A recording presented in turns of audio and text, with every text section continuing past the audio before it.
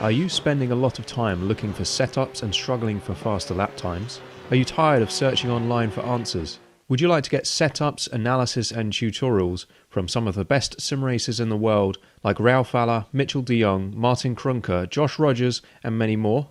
If so, virtualracingschool.com is the answer you've been looking for. VRS data packs provide hot laps from our professional coaches for you to analyse and replicate. They provide tutorials that walk you through the fastest laps and what the pros did to achieve the best times. And they provide the setups you need to ensure your car is competitive in both oval and road racing. If you're ready to get faster and reach more podiums sooner than later, just go to virtualracingschool.com and sign up for a free account today.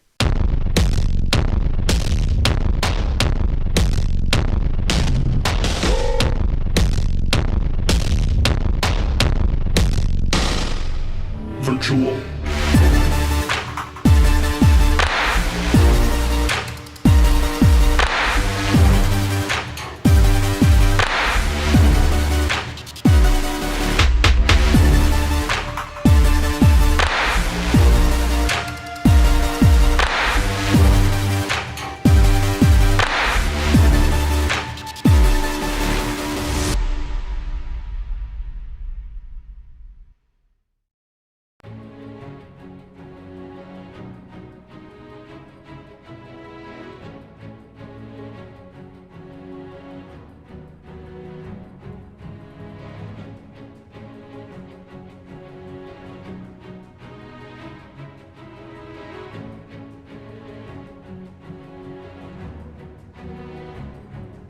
Currently having some issues if I look at his still image, but well, we have a new GT3 car available for the contenders, which is the Porsche 911 GT3R, and we've actually 4 teams that took the advantage of that one, which is the current championship leading team, Team Heusingfeld #1.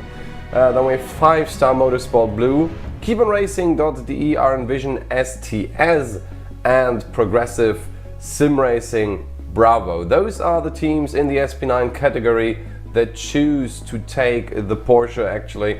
So that's going to be interesting from the balance of performance side of things, but also from a driver's perspective, since they changed the car, for example, Heusingfeld from the Mercedes down to the Porsche. It's a new car concept actually with the engine in the rear on the wheels. So let's look first at our calendar, because the next round will already be around the corner on the 20th of August 2021. That's round 5 for you.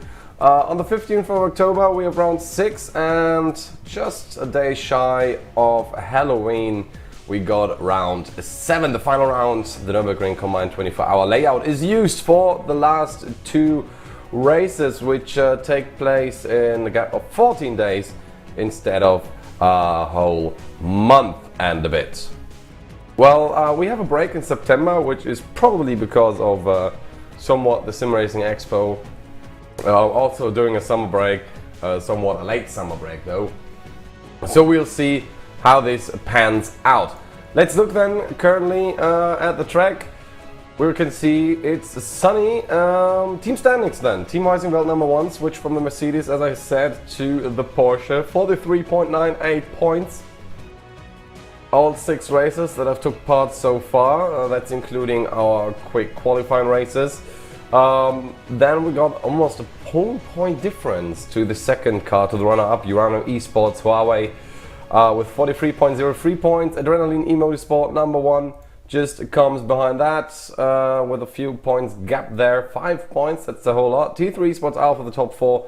Urano Esports, Heineken Media then in 5th position. Phoenix, Sim Racing Red, KeepOnRacing, Envision STS, they also switched from the BMW to the Porsche. Then Sim Racing Academy Black, and of course Progressive Sim Racing Bravo, also them, the number 111, they switched to the Porsche as well. And we will see how that pans out. Having another car in the SP9 which continues to join in, and apart from 5-Star Motorsport Blue, all the teams that switch to the Porsche are in the top 10. Let's continue on then. Baseline Sim Sports, WS Racing Esports, iLiveries, Vibe Sports Red, Phoenix Racing Esports, then we have another Porsche. They switched actually from the Lamborghini, as I can see. Simsin Racing went on 16th, Race Getter, Pro Sim Racing, German Sim Racing Purple, and WS Esports 118. Only 13.8 points, but all starts. Livery swipes with Purple then on 21st, Sim Racing Purple DCC in 22nd, Artan Motorsport DNLS on 23rd, and Schubert Motorsport GT3 dead last, only 3.15 points. But that, folks, that's not all it. Of course, for Schubert, they still have another entry in the lower classes where they actually are quite better.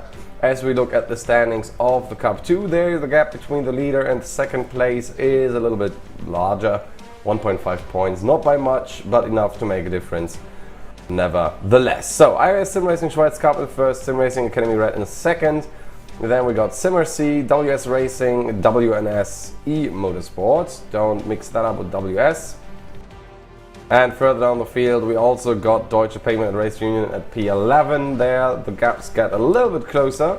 Interestingly, the Payment and Race Union has less starts. It's still ahead of 6 other teams. So they are quite competitive. But now look at the GT4. There is Schubert being more competitive than the rest. 4.93 points the difference. I think there's a decimal point in there. Ahead of the 4, never mind that. Keep on Racing, Univision, STS, GT4 then on 3rd. That's our top 3. Further down we got Ringifiziert Sim Racing SB10, which is a lovely project, on 7th. Prodina E-Racing GT4 on 9th, and there we go for the SP3T then. Team Weisingwelt with a double lead currently on P1 and 2 with our Audi RS3 LMS. Followed by T3 Esports Delta, Impulse Racing, German Sim Racing, GT Temple, 5-Star Motorsport Black, WS Racing Esports, I will probably further that as GT Racing, and Sim Projects Racing Team then, that last again in their respective classes, but you know, it's not all over yet, of course, for all of those, because we are preparing for our qualifying race, which will determine main grid for the main event. So Urano Esports Huawei starts from first with a double front row lockout with their team colleague in the 91. The championship contender currently starts in the second row with our Division STS, followed by Sim Racing Academy Black, etc, etc. SimScene Racing from 11th this time only with Team Race Getter. A great start from 16th for them after not that good of a race day last time around. All the way back though, with no times qualified, is 5-Star Motorsport Blue, the guys who changed to the Porsche, and a Kitty BMW. Let's have a look then quickly into the next category. There's someone driving ahead.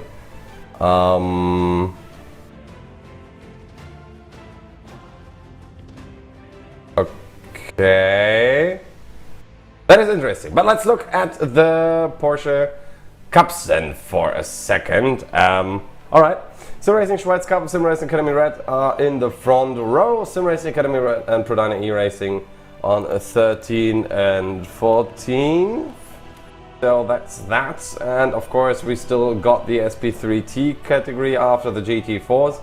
SimScene Racing and SimSport SP10 on the front row, with Schubert Motorsport GT4 dead last after getting no time down whatsoever.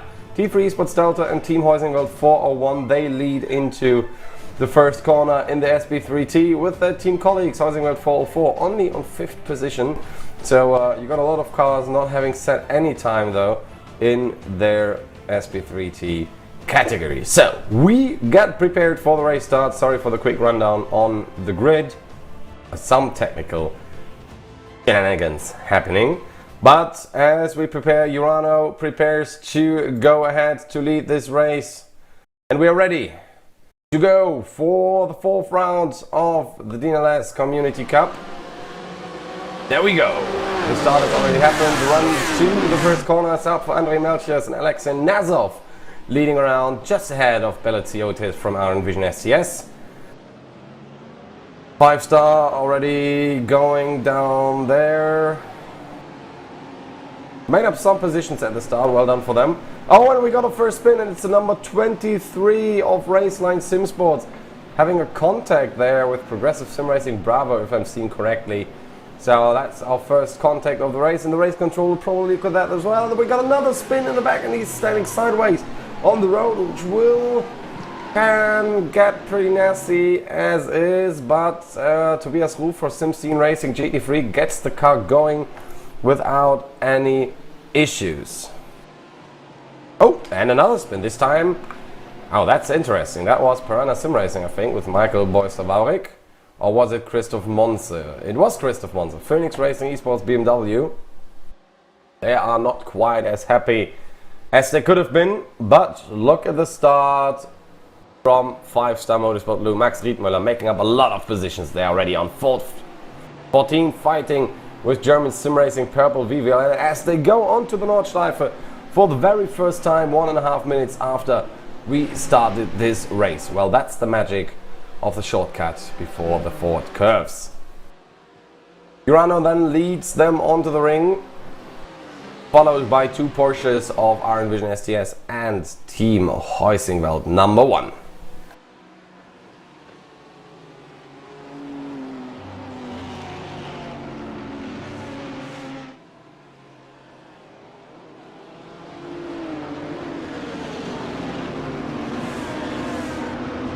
Let's have a look then at our next category, the Porsche 911 GT3 Cup vehicles. There we go.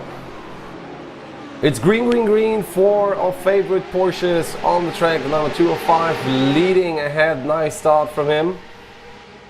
There they come over the line. Simon Amoser having a great run down to turn 1, while Niklas Last and René Oosterkamp are fighting side by side. Oosterkamp in the yellow car, having to go the wide way around, but nevertheless well done.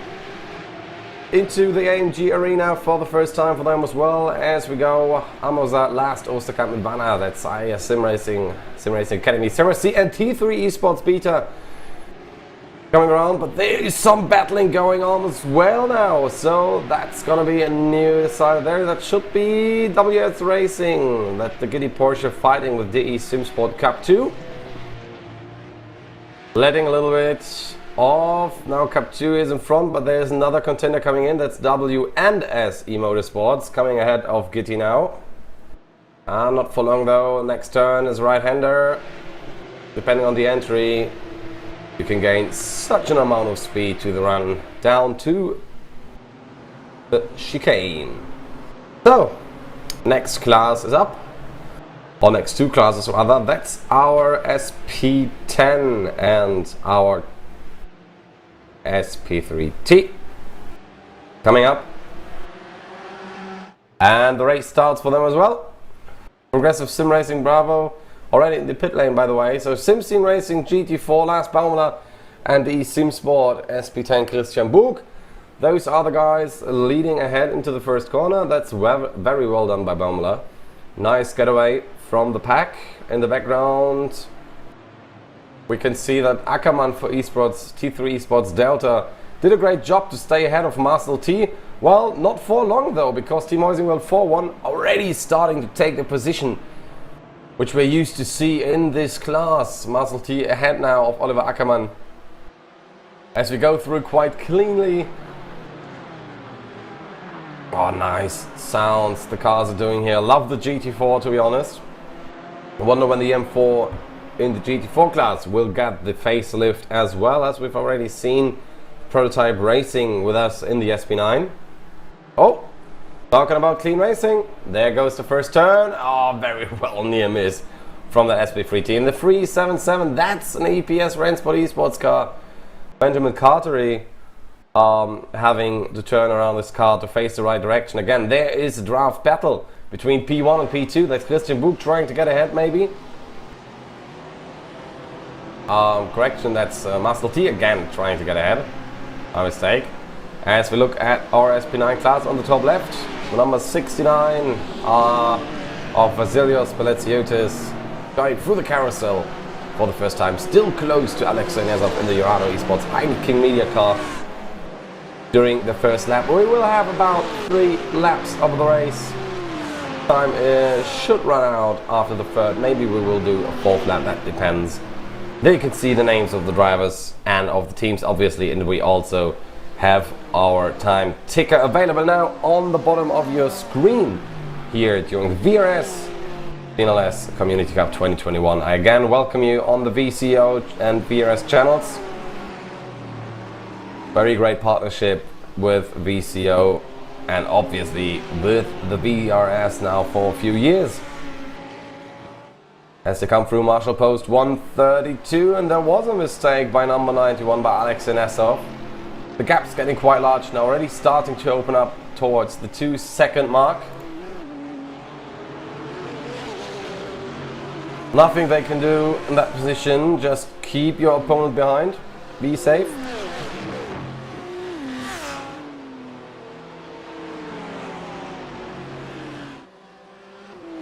Oh yeah, that's actually a gap you can actually see, 2.1 seconds. That's nothing you want to just pull up to the side and ignore. Now there's a fighting group that has formed between position 2 and 5. And just behind them we see Adrenaline and iLivery's Esports, the Swiss team of Patrick Schäfer. The Swiss actually in the last few years having gained a lot more attention in sim racing, especially with Racing Fuel and obviously iLivery's Esports. And quite a few more to name also in this race. We got quite a few people who entered pit lane on lap 1, which will mean they ported back because of a crash or something, which are quite a few now. It's 1, 2, 3, 4, 5, 6, 7 people in the last 5 minutes that have joined the pit lane via the escape button functionality. And there is the move on Alex Inesov now, maybe from the Porsche in the first race. They completed there's a pullback there, doesn't want to risk anything or pull anything to the line, but they catched up quite a lot to the leader. There's no more 2 seconds now. That's rather, well, 0.35 seconds. They gained almost 2 seconds, like 5 corners. Either there was a mistake by Melchers or he just wanted to get closer to his teammate Nesov again to give him a draft down the race line or something, just to protect him from the Porsche. That might be a well thought out strategy, because they will have quite an advantage if they can lock out the front row again. So there we go. Unsafe rejoin is noted between the number 15 and the number 111. They're gonna have a look at that. What was the green BMW who span around, and I think they interfered with Progressive Sim Racing Bravo. I think it's that way around. As we got Juan Valiente and Jan Fecker racing against each other. Racetech versus ProDyna. ProDyna, remember them, not sponsoring the team to promote a product, rather to gain interest from potential trainees and persons of interest to actually work for ProDyna at ProDyna's facilities. An interesting strategy. Nothing that you see too much. Normally people are trying to promote the product on the racetrack, like we know of spring companies and stuff like that. As we see Wolf Motorsport Sim Racing getting a rundown onto ProDyna. Very well done. All the way to the small carousel. Put them under pressure. Ooh, and both Porsches behind him. Even the one behind ProDyna got a little bit messed up. That was MSC Knetzko, Marcel Schramm, who kind of missed the turn there a little bit, went out to the grass. And there's causing a collision between SimScene Racing number 169 and T3 Esports Alpha, both cars being in the SP9. If I recall correctly, let's see, yes. So that's something the race control will have a look at. And we already got 1, 2, 3, 4, 5 incidents that race control is looking at while the giddy Porsche still trying to fight with the car ahead, which is not Racetech Performance Pink. There we go, it's Impulse Racing. Max Kessler gaining a position over the Döttinger Höhe. Before we then head again for another lap and it should be the second lap now for the Porsches as well. Yes, it is. Look at the ranks, totally full, like the Formula 1 race in Austria last weekend, which I attended, and it was great. I can just tell you, felt like 2019. Once more through the AMG arena, got a rename, rebranding from the parent company to one of the daughter companies. Also, actually, the branding on the grandstand itself changed to the 3-letter word mark from a Falterbach.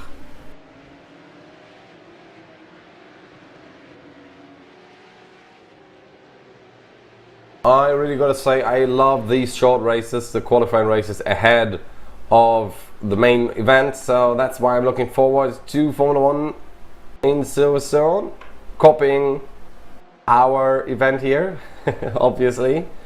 As we have a look back to our slowest class, the SP3T, where Impulse Racing 4-2 with Martin Asched, who was actually, I think, if I'm correct, a driver once for Schubert Motorsport when I was still driving for them. Remember, we raced in back then in the virtual VLN series, which then revolved to be the DNLS CC. You can see on the times they're gaining, not as much as they wanted to. So let's have a look then back at the Porsches of the SP10. Oh, both SP10 here. Got the Sim Sport in one corner. And Schubert Motorsport, no, sorry, that's Predina E-Racing GT4 in one corner and Schubert Motorsport in the other. Yep, our production definitely flexing with the power of their PCs.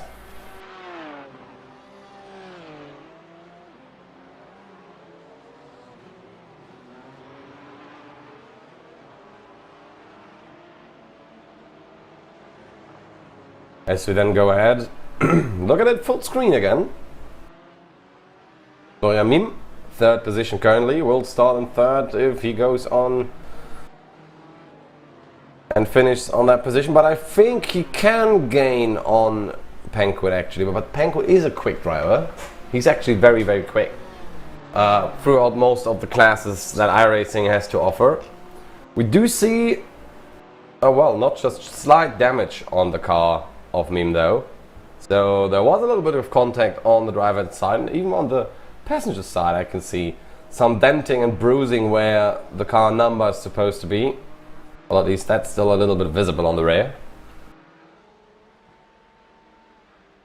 And there will be a warning for Phoenix Racing Esports DNLS 2, the green BMW, for the unsafe rejoin, which we mentioned earlier during the race. The Cup 2 category, the Porsches are still going strong around the miss corner, going down Westseifen. Marshall Post 114, very closely following there. Then we got the bridge over the city of Adenau, which is always great to see when you're visiting the Nürburgring. You go to Adenau because they got the supermarkets and everything which are open during the 24-hour races, even on bank holidays, even on the Sunday morning, which is a great thing to see for motorsport fans. I mean, he makes a lot of money, but it's still a great service for everyone. And once you drive through, there's a petrol station. Just before that, got this bridge leading over the racetrack, and it's massive from below. Misha Sheridan actually crashed into that bridge once due to fatigue in one of his first racing involvements with a BMW. Luckily, only minor injuries to the hand. As we go on board with Jan Semkowski, Team Heusingwald number 1, trying to chase down the number 69, who took the third position for a moment, which caused them to lose a little bit out to Urano, who caught a gap of 1.8 seconds now. And as it looks like, Belizio just got a little bit of draft from the BMWs ahead, and they're going head to head now. Dan Antonius Buche into the Hohenrhein chicane. Who's gonna come up ahead? Oh, no one. is pulling back out of that one, and it's Sendkovski having a little bit more weight in the car now than he had before. Nice maneuver. Now they gotta watch out because Mario Yuri from Sim Racing Academy Black actually was on a watch along just behind them.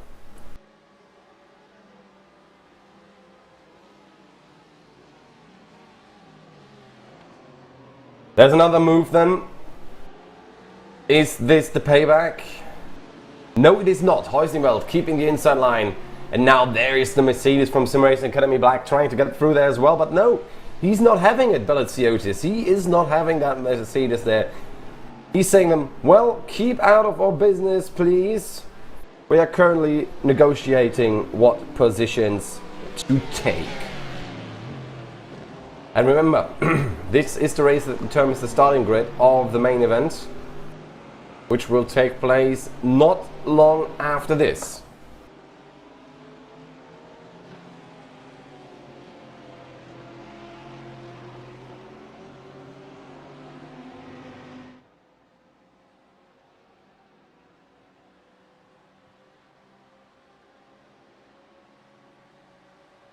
Run down to the chicane,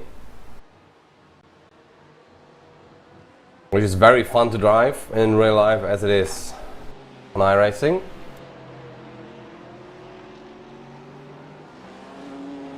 Coming onto the Schleife again at T13, the Sabine Schmitz Kurve.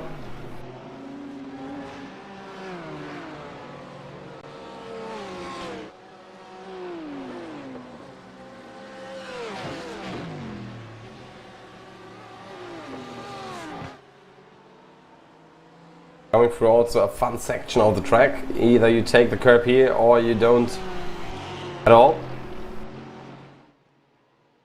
As we can see, some essential weaving on the back straight of the Döttinger Höhe. I mean, you can't call it back straight, to be honest, on a track this long. Well, I think someone got a penalty for that in the real world, or at least was told off not to do this. But Niklas Last, he doesn't care, he just follows around.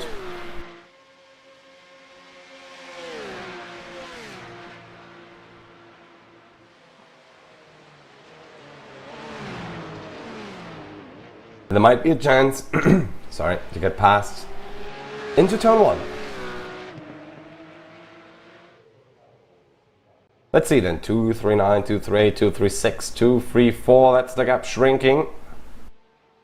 225, Simon Amazon not going very defensive yet. As though, a little bit of a different line, tries to poke to the inside. But that is not going to be enough into the arena. As we come back to the SP9 with two Lamborghinis, one in the normal spec, the other in the endurance spec to cause a little havoc in the rearview mirrors of his opponent of Jens Hohmann. Lukaszek, Epic Sim Racing Red, great results last time by, consistent results as well.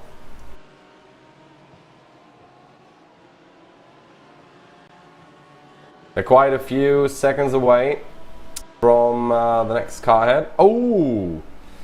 And it looks like MST Knetsko will be starting from the pit lane in the main race. One incident involving them and Race Tech Performance. And that sounded a lot like the Porsche category. Yes, it does. Knetsko being last anyway, so there isn't lost too much though. Oh no, but I think they have to start after the SP3T, so that does actually might cause some problems for the race later on.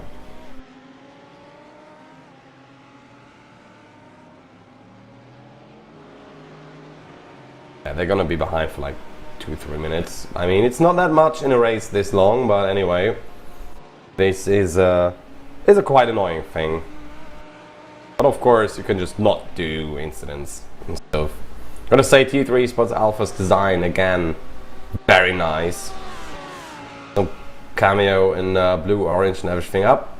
They were one of the Swiss teams being followed by the Gitti BMW in the SP9. Robin Stoll trying to chase down Steven Freiberghaus. Coming up to the Kesselchen. Kilometer 11 on the racetrack, on the Schleife.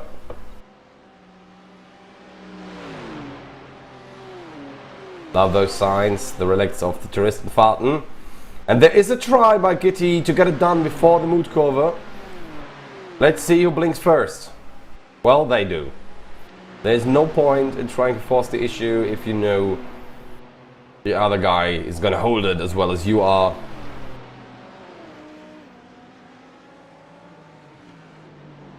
No need to throw it all away in this final lap.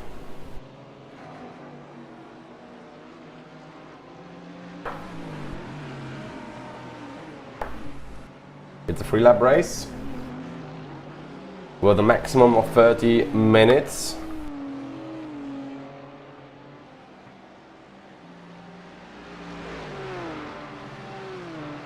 And I can see that Urano Esports Highway are very close to the line already. 7:49.207, the fastest time recorded during this event. Let's look at Impulse Racing. Max Kessler, number 215. How are they doing on track currently? They are being followed by T3. I think. No, it was, sorry. Sim Sport Cup. Just ahead there is WNS Motorsport in the white yellow design with some black details on it. Also very nice design here from Impulse Racing. The livery is quite playful. Still a little bit dramatic, well done to them. Nice color choice as well, makes them stand out a little bit more. And currently it looks like they will be in row 3. With Stefan Ebert in row 5 behind. Sorry, row 4. Starting diagonally from each other, side by side rather. So let's look what they are doing. Urano Esports, Huawei already have a gap of 1.5 seconds to their colleagues in Heineken Media Car. Nezov having a great race as well. But there you have it. They're still fighting for position. Arn Vision STS, who lost out during that lap to Mario Yuri, they try to come back. They take a lot of gap there to get past without them being in the draft immediately, but as you know, Mario Yuri is having none of that. And this swerving needs to stop, in my opinion, because that can cause an incident, and an accident especially, so hard at one point. So let's see who's gonna take 4th position then in the end. I think it's gonna be Valentiotis in the number 69 car. But, of course, the Urano Esports cars, both of them, they win this first race ahead of Jan Sentkovsky. Vasilius Belitsiotis and Mario Yuri are top 5. Schaefer and Fink coming over the line almost at the same time, with iLiveries, Vibe Sports, the Swiss guys, having the advantage as we look at our following racing drivers over the line. It's gonna get close for P12 again.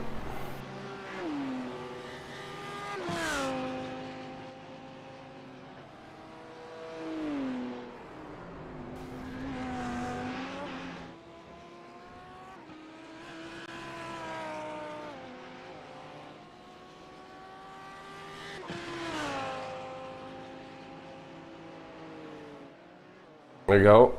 Phoenix Racing Esports DNLS 2. They got over the line, as well as Piranha Sim Racing in 20th.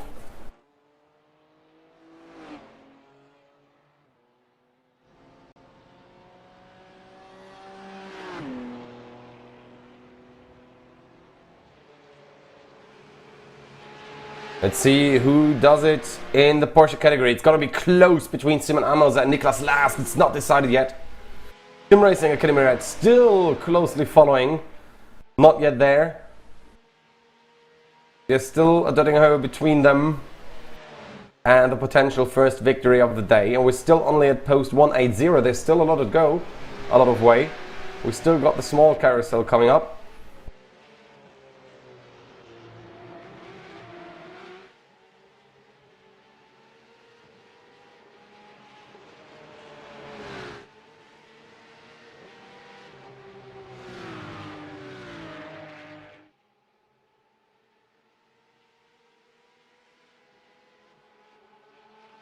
There we go then, Döttinger.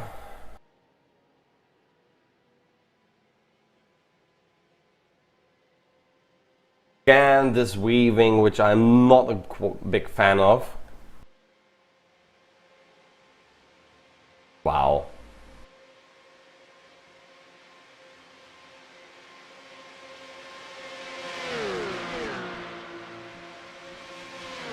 Different sixth position, lower right.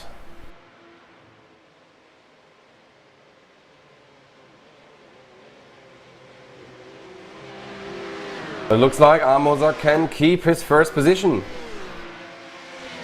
And it looks like he will. Yes, he comes over the line first, just shy of Niklas last, who is second. Then directly behind him, it's René Oosterkamp for third position. D3 spots better than WNS. Oh no, Max Kessler. Does he get the head? Yes! He did get the position. He's ahead of Jens Hartram, followed by Stefan Ebert. Very close call there. Very well done. Lovely, lovely stuff we see here on this Friday evening in July.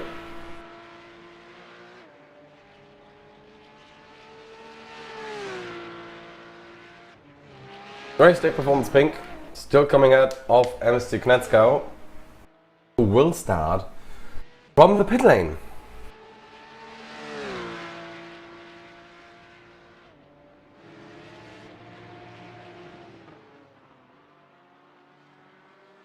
There we go then. The SP10 current leader. Keep on racing Iron Vision STS. Oscar Shenrock.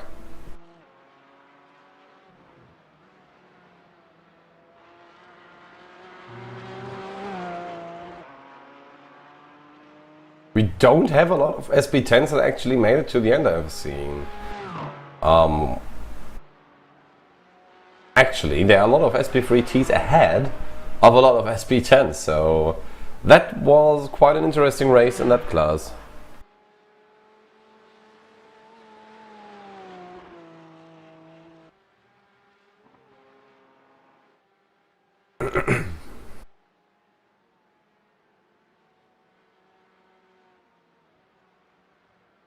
Yeah, they have no one behind currently. Let's see.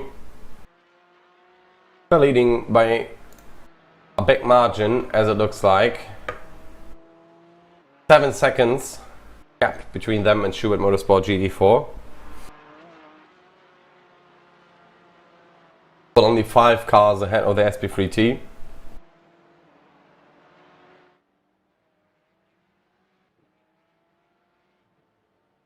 One of the smaller classes in this race anyway. But they do have a strength of field of about 3090, with the SP3T having a strength of field of 4000. The whole average is 3.8k. So that's, well, nice average there. Very well strength of field. Nicely balanced, as all things should be. As there is the triple 3 car coming over the line. Right now in Pascal Schönrock, who takes the first win of the day, who takes pole position in his class with Schubert Motorsport GT4 starting next to them. Great result for Penquid as well. There's Prodana E-Racing GT4 Florian Miem. Made it all the way back in a third position, all the way on the line in this 75-kilometer race. With EPS Rennsport Esports starting next to them. Followed by Adrenaline E-Motorsport GT4 in 5th position on the 3rd row. So, let's see who takes the lead in the SP3T category, and it looks like it's gonna be Impulse Racing 42 Martin Ascher, who was at the rear of Marcel T all the time along, who did just the right move at the end. And now Heusingveld will start in the front row, but only on 2nd position here. And what a great way to finish a race in your SP3T category. Ascher being awesomely quick. With Michael Schöttler in 4th position with a 404 car, a lot of force. May the force be with you. Now, Kedla as well over the line. We do have quite a few lost cars. Julian Bell is still racing. Christoph Petersen, Toby Manta, Jan Köpernick. Those are the last 4 guys on track, being some SP10, some Cup 2.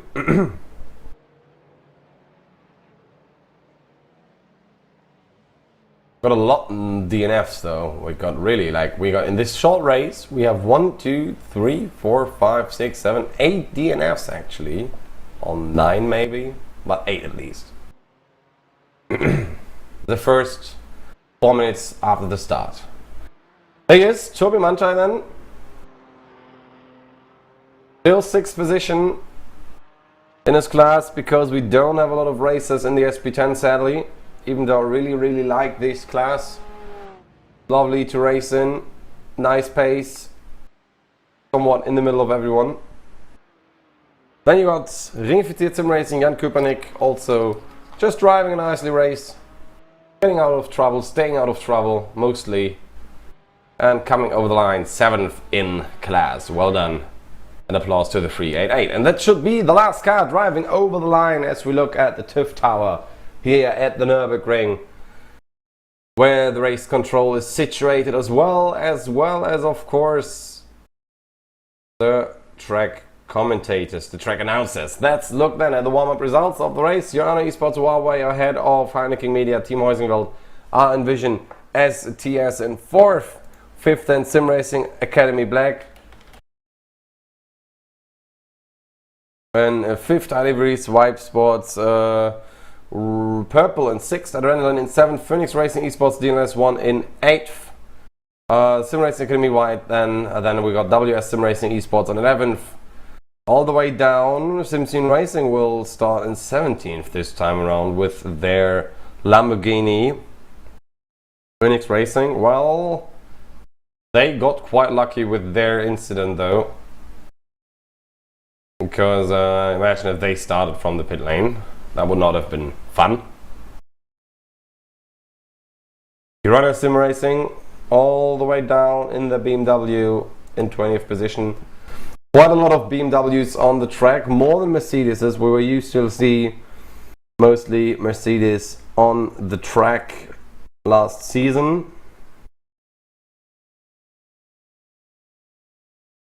Team Race Gitter, 5-Star Motorsport and Progressive Sim Racing did not finish the race, but let's look. IS Sim Racing Schweiz Cup in the Cup 2 category, ahead of Sim Racing Academy Red and Simmer C Cup 2.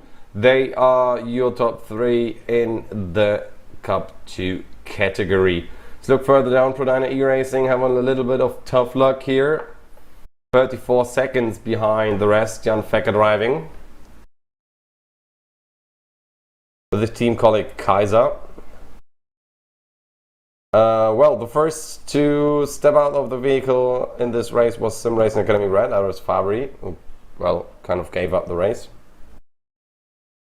We still got 2 categories to go, so let's look at SP10. We keep on racing. Our Envision STS takes the pole ahead of Schubert Motorsport GT4 and Prodina E-Racing GT4. EPS Rennsport Esports in the second row, then on 4th position. While you see the gaps, they are quite huge. And of our 9 cars that are racing, only 7 made it over the line in time and finished the race eventually. The SP3T are slightly smaller than Impulse Racing, winning very closely out of Team Heusingerveld for 1. WS Racing Esports, the GT car, on 3rd position, and rounding out the top 4 then Team Heusingerveld 4-4, starting right behind their teammates. 5-Star 5th, T3 Esports and 6th, GT Temple on 7th, but German Sim Racing Blue Vivilan on 8th position. So always looking at race control decisions, what they are doing. Well, they're not doing anything at all at the moment. So we will be racing just in a minute. We will come back with the main event, but shortly now commercials.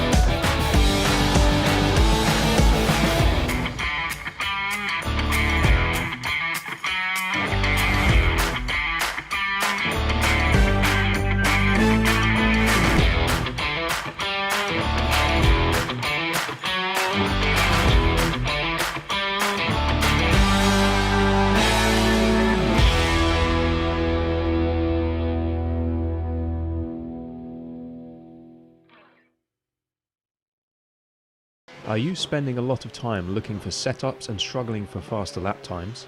Are you tired of searching online for answers? Would you like to get setups, analysis and tutorials from some of the best sim racers in the world like Ralph Alla, Mitchell de Jong, Martin Krunker, Josh Rogers and many more? If so, virtualracingschool.com is the answer you've been looking for. VRS data packs provide hot laps from our professional coaches for you to analyse and replicate. They provide tutorials that walk you through the fastest laps and what the pros did to achieve the best times. And they provide the setups you need to ensure your car is competitive in both oval and road racing. If you're ready to get faster and reach more podiums sooner than later, just go to virtualracingschool.com and sign up for a free account today.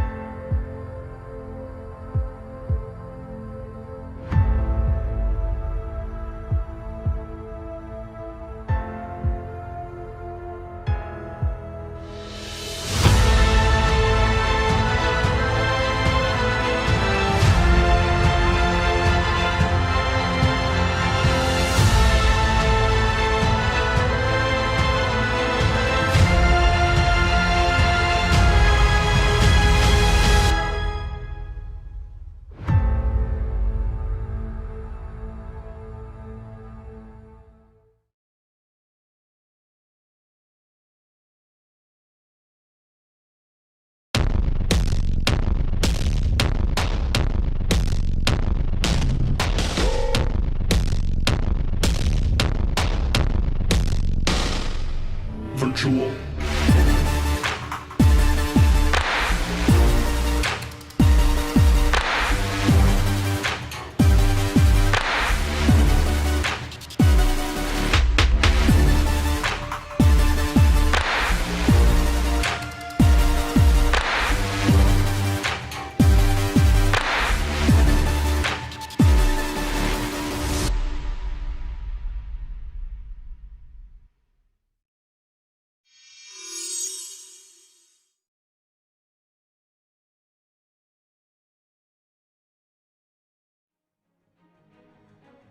Well, welcome back to the main event of the fourth round of the VRS DNLS CC here on the VCO and VRS channels. I hope you enjoyed the first race, as we had 30 seconds before we go for our formation lap. Can't wait before it all starts. 3 hours of fine racing on the Nordschleife.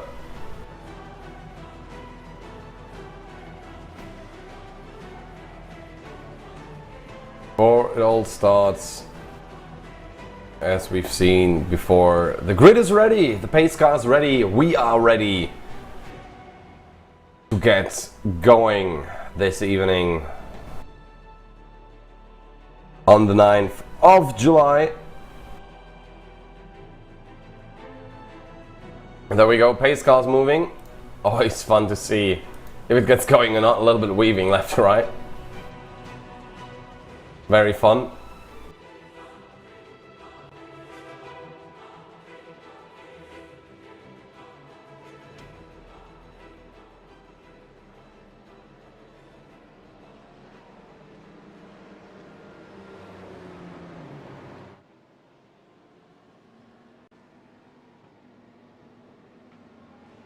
Let's look then who wins the race.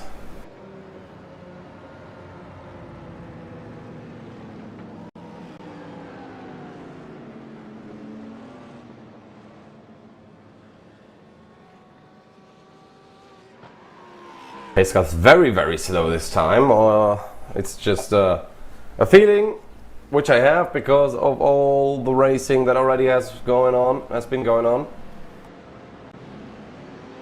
As we turn our attention to the Urano car, almost missed the start there, going very slowly through the part of the chicane, which will cause some trouble further down the field. Luckily we're starting in multiple groups. Still waiting very long for the start before they get going. They want to get going at the line. There he goes. The speed is going up. The cars are going out. It's green flag here for the fourth round of the VRS DNLS CC. And around the first corner we go. Nice start there. Oh, we got the first car turned around and there's a little bit of a scuffle going on in the back. And it looks like it's Fabian Hochstatter who lost out at the start. No, it's not. It was Michael Borisovaurik who turned around the wrong way around. Or not. Let's just wait until live timing has calmed down a bit.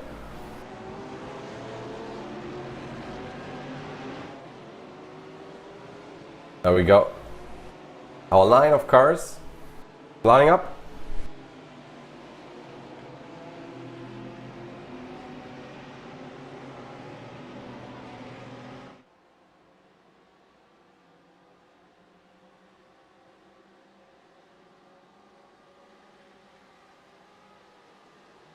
Well, there is another incident, maybe from the first race, which was noted.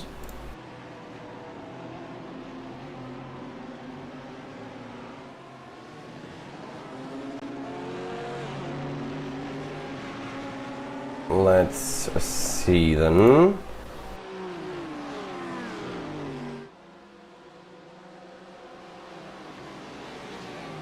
Well, that's already a lot of stuff to do from the race control. Let's go then for the for the Cup 2 category for the Porsches, the 911 GT3 Cup. Still the old gen. Love this though. The new gen, in my opinion, got quite a lot wider from the look. So let's see how the start pans out.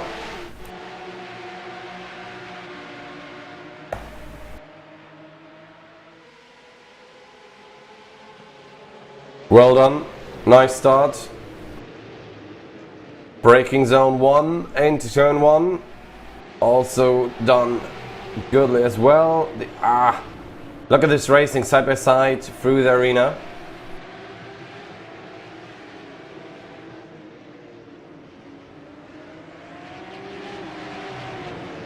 Coming out of it, that's another thing though. They do side by side, going a little bit wide is 276, and that's Impulse Racing trying to do it on the inside, is on the grass.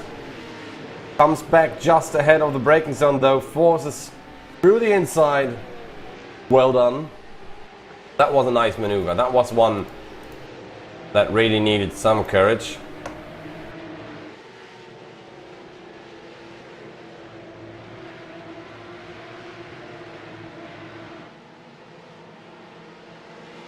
Also lining up now is the Cup 2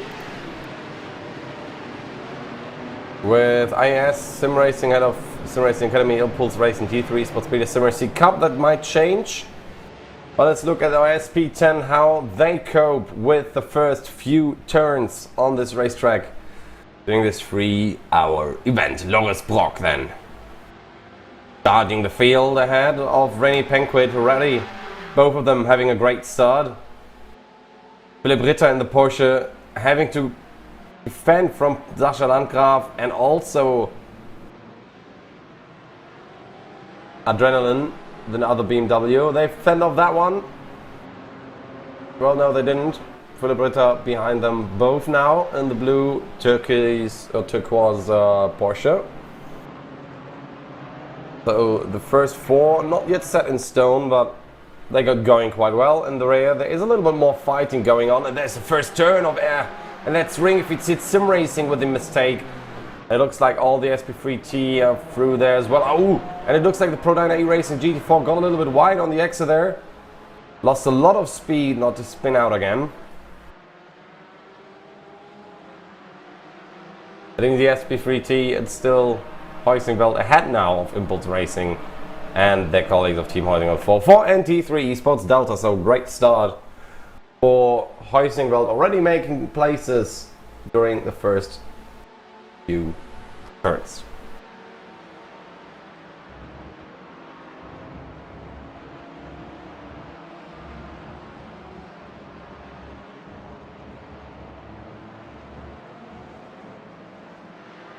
Right, coming onto Nordschleife now, already still under pressure from the Schubert Motorsport GT4 car. No bias there. Still happy that Schubert got it going in some classes this year. In the meanwhile, the SP9 made their way up to the carousel section of the racetrack, while all the cars are underway now. There's someone who went a little bit wide. And it looks like it was the Porsche of #1 car. Yeah, that is the #1 car of Heusingwald.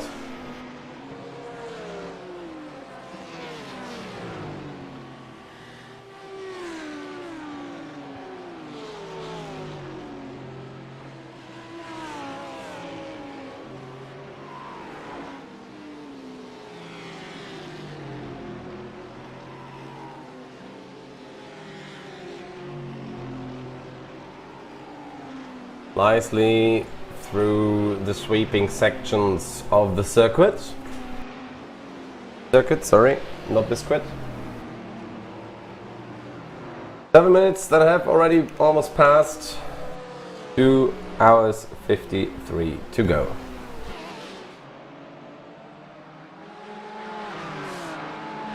We'll finish after 11 p.m. Central European time. Yes, there's a battle going on between the BMWs. Who blinks first up the Fuchsröhre through to, I don't know, Fawcett's Pro Dyna. Oh, and there is someone with trouble. And that looked like one of the Porsches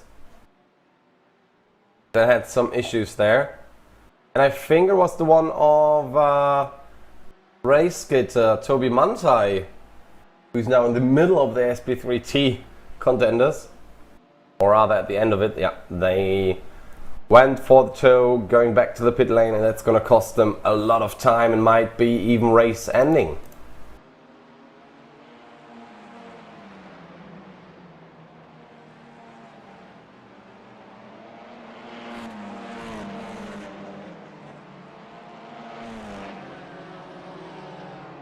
Talking about SP3Ts, here they come. Impulse Racing still in second position after they lost out to Heusingwald in the beginning of the race, in just the first few turns. You can see there is already a gap forming between those two cars, and there might be even a bigger gap as the race progresses. But in the SP9, the fight is on. If I look correctly, one of the Urano cars, the one of Alexander Nazov, had quite a few issues because they lost a lot of positions. They are only on 6th position. And they went into the pit lane already. So their strategy had to change quickly. The other car in red, which looks a little bit like a Urano one. Ouch, there's a drive-through for the car 444. Fights still going on left, right, center. Oh, a little bit of contact with the Swiss Lamborghini. And now having to cope with the number 23 Raceline Sim Sports car of Daniel Muth as well. Muth meaning courage in German. Oh, another contact between the 42 and the number 9 Sim Racing Academy. No! Oh my god, they got pushed off onto the grass now and they're gonna protest. They're gonna protest everything, I think, of that situation. I mean, rubbing is racing, but there is so much road you gotta give for the opponent. By the way, a lot of iRacing banners on the left side.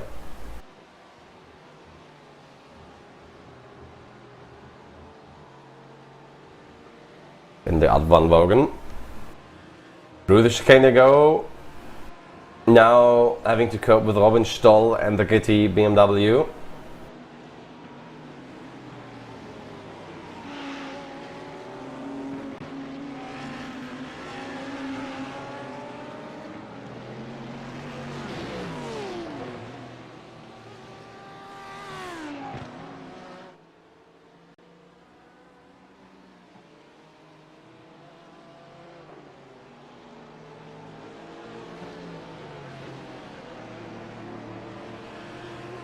As we have a look at our championship contenders currently, not having the race of their life yet, having to get used to the Porsche.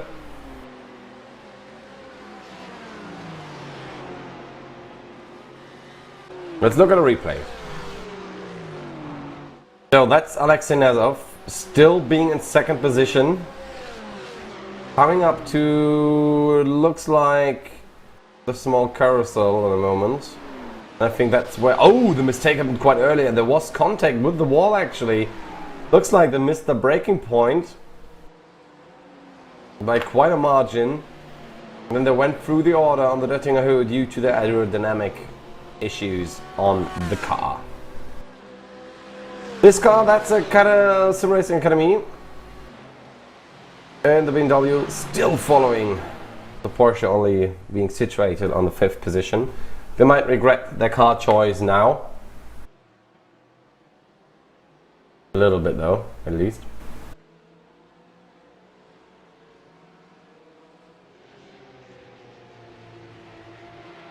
In the meanwhile, Simon Amos are still leading ahead of Patrick Schilikowski.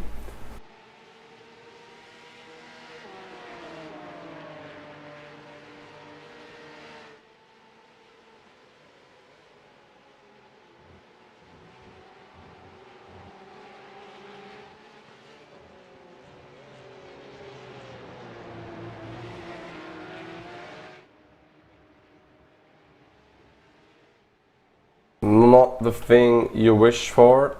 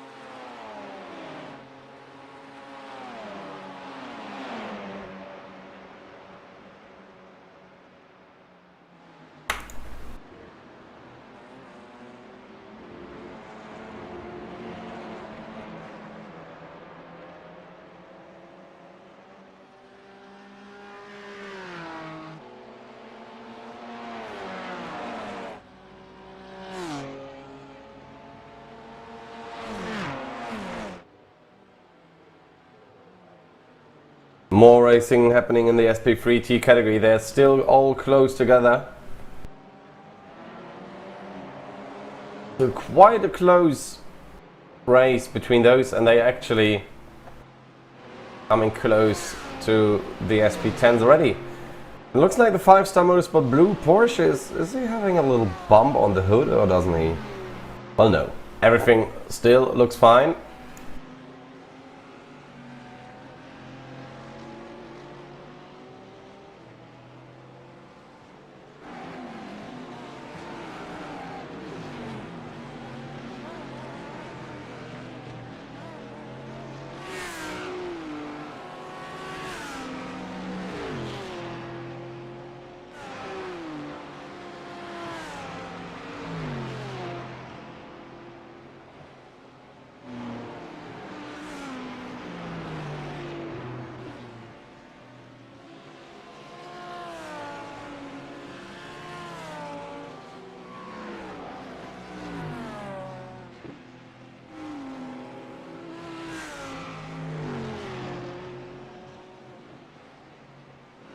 Very close between those two guys, 0.15, 0.3, but the total is getting closer, and I'm not sure how long Steven Freiberghaus can actually defend from that situation.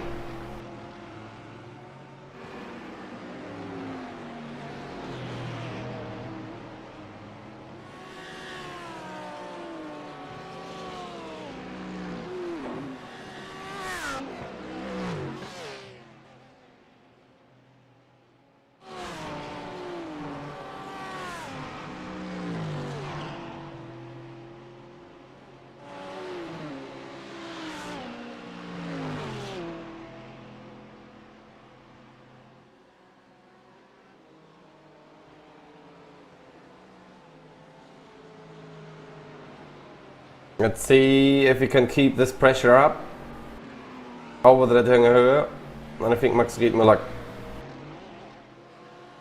can do that. My chair doing weird noises. Really gotta get a new one.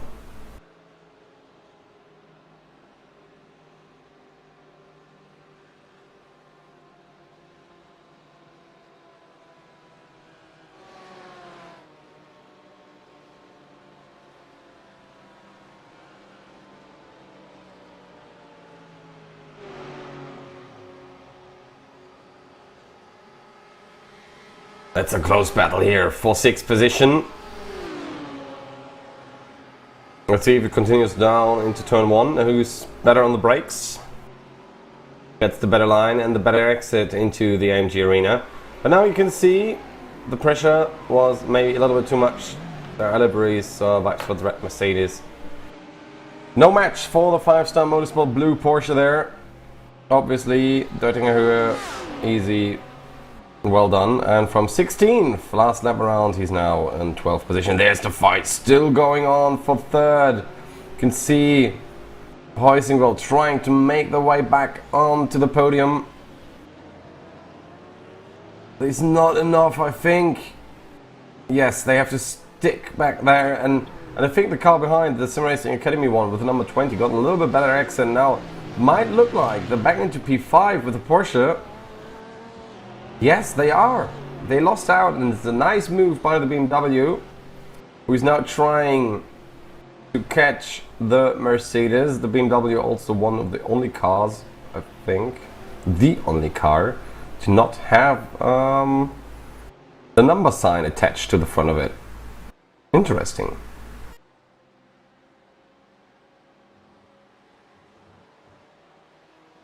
So, here we go, through the chicane onto the Nordschleife.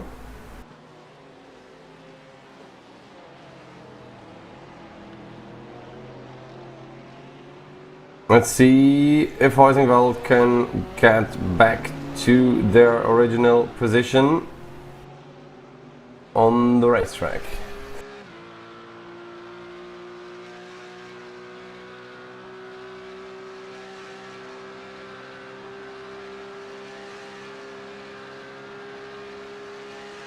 Amosa again trying to weave around a little bit to break the draft.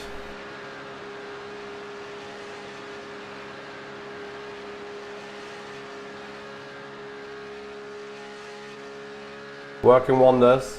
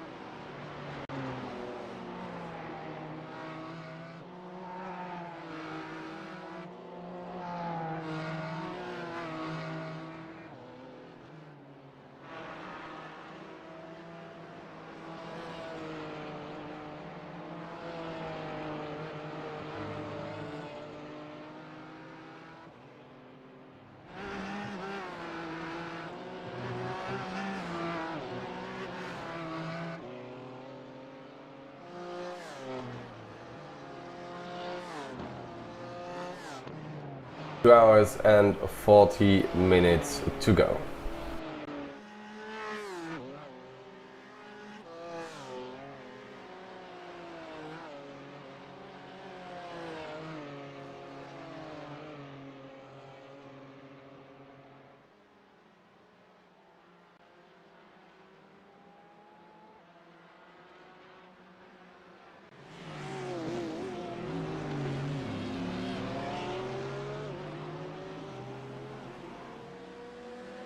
The fight for the position is still on, with Heusingwald only following the others around on track at the moment. André Melchers 3.5 seconds ahead of the RN Vision STS Porsche.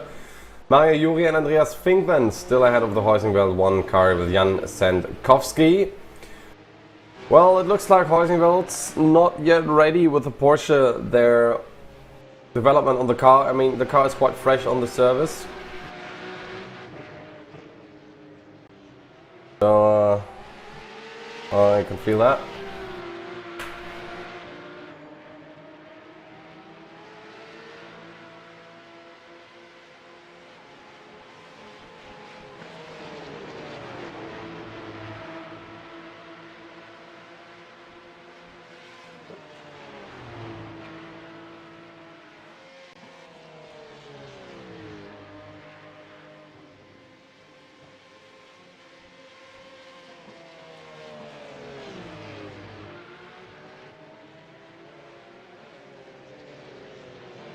In the Porsche Cup category, Simmercy Cup 2, 4th position.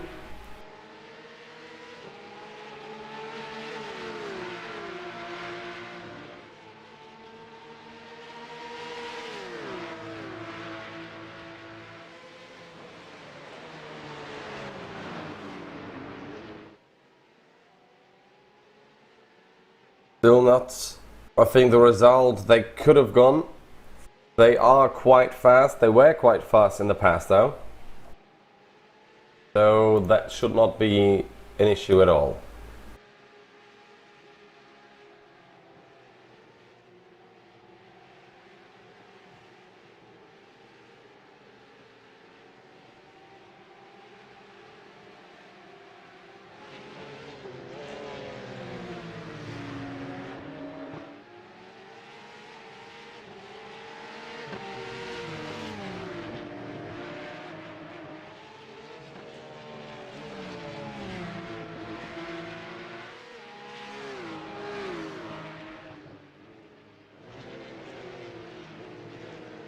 Let's look at a replay then for a situation in the SP9. Side by side go both of them. The Porsche is holding back, and there was the contact with the Gitti BMW, the reason why it fell back so much. And again, it's the Lamborghini of the Swiss guys from Esports, I liveries. They are not having a race tonight. A race that I want to compete in.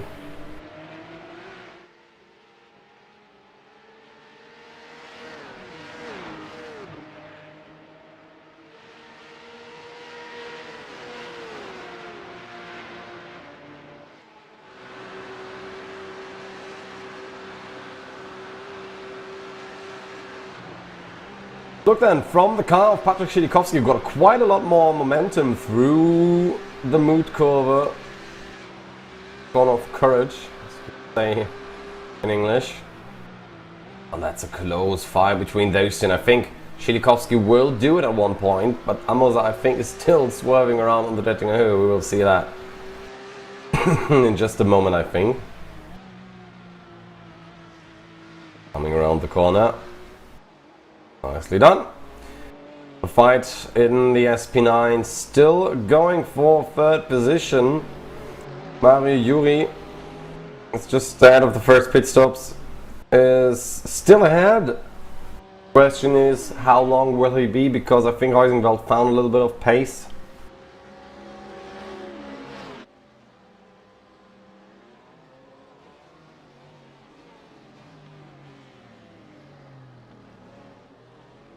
Nicely braking into turn 1.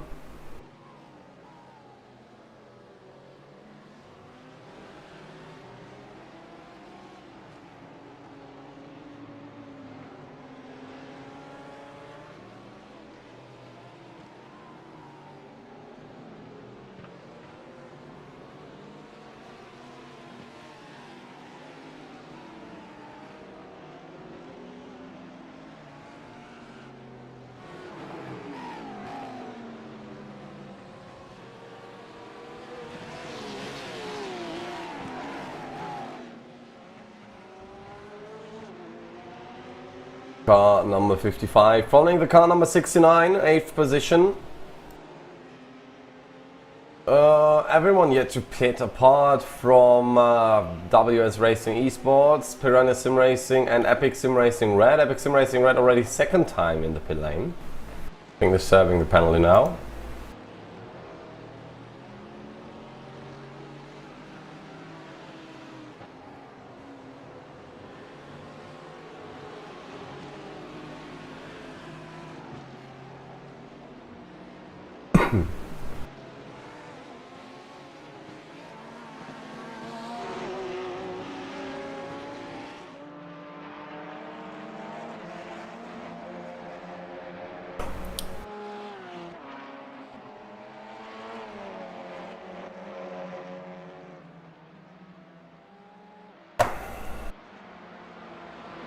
In the SP3T, Patrick Kubinji still leading ahead of Impulse Racing, and then their colleagues from 404.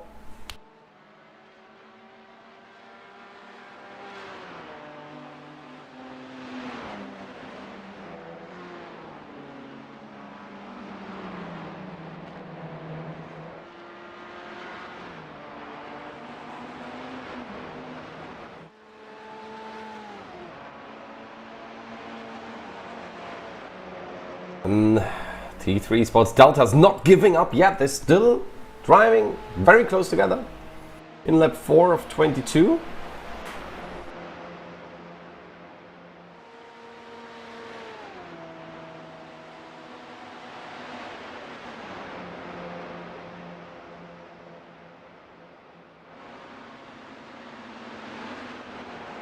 Still a close battle here for the win.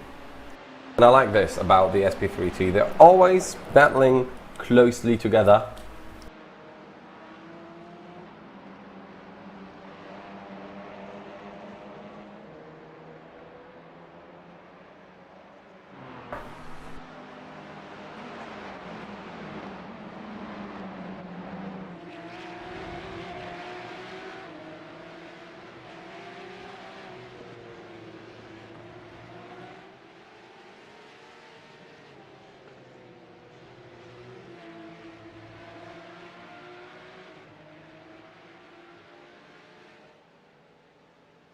The race being 22 laps with a maximum length of 3 hours.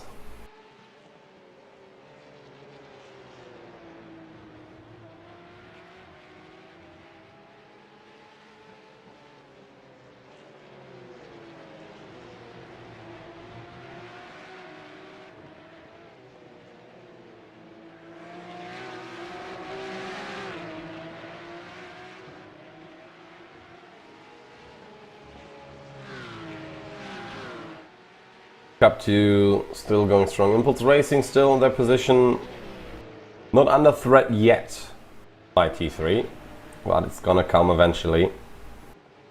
They're building up speed, staying on the rear, so there might be an attack down into the Schwedenkreuz latest, in my opinion.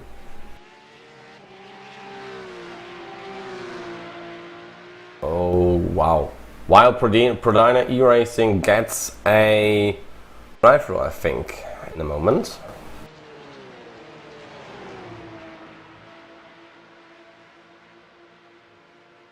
Wow, there are a lot of penalties.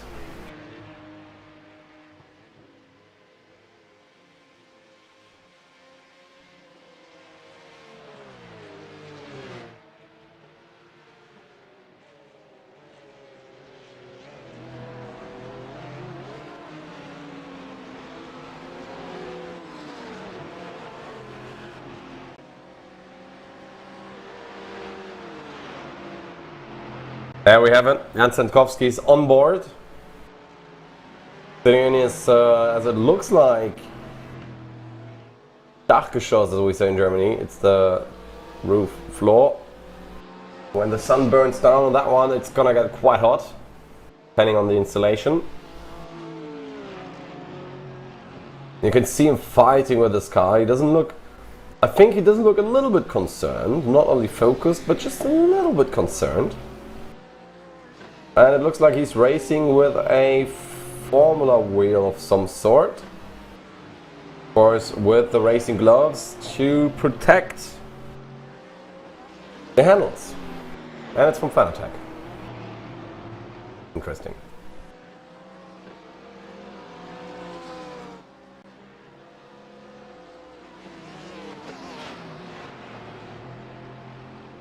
Doing great though to keep up with the second position currently. With second position, then third now, as they were supposed to be.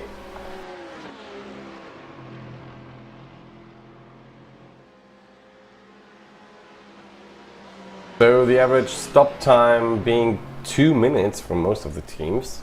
That's interesting.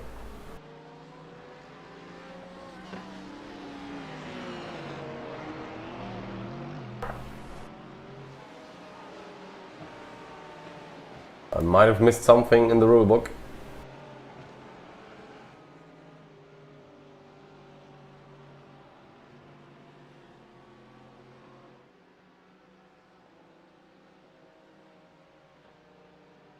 But of course,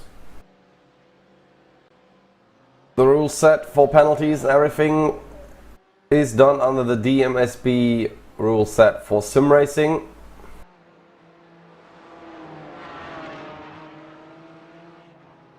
So everyone gets the same.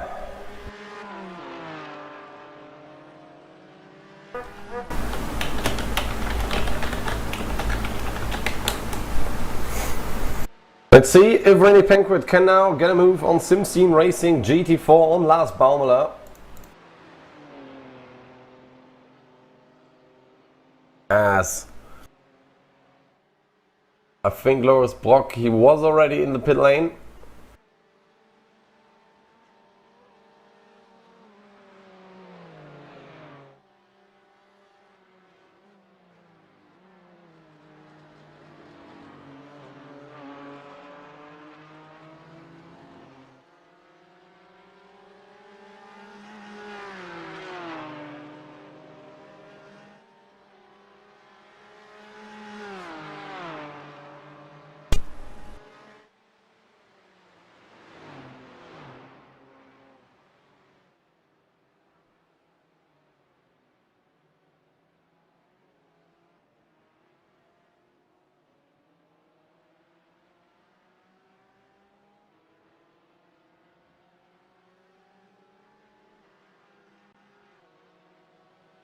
Same going on in the GT4. Still following them around.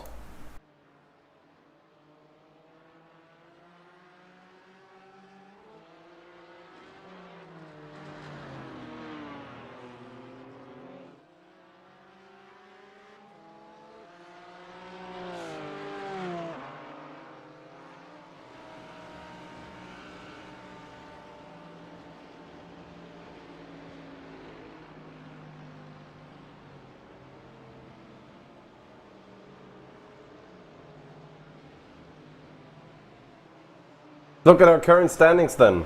Joanna Esports ahead of Team Heusingveld, Adrenaline eMotorsport 1 and Sim Racing Academy Black. Raceline Sim Sports, T3 Esports Alpha, Iron Vision STS and 5-Star Motorsport Blue. Those are our top 8 in the Class SP9. Then 9th through 16th, that's Phoenix Racing Esports DNLS 1, I Livery White Sports Purple. White Sports Red, Arta Motorsport DNLS, Progressive Sim Racing Bravo, German Sim Racing Purple, WS Racing Esports and Sim Racing Academy White.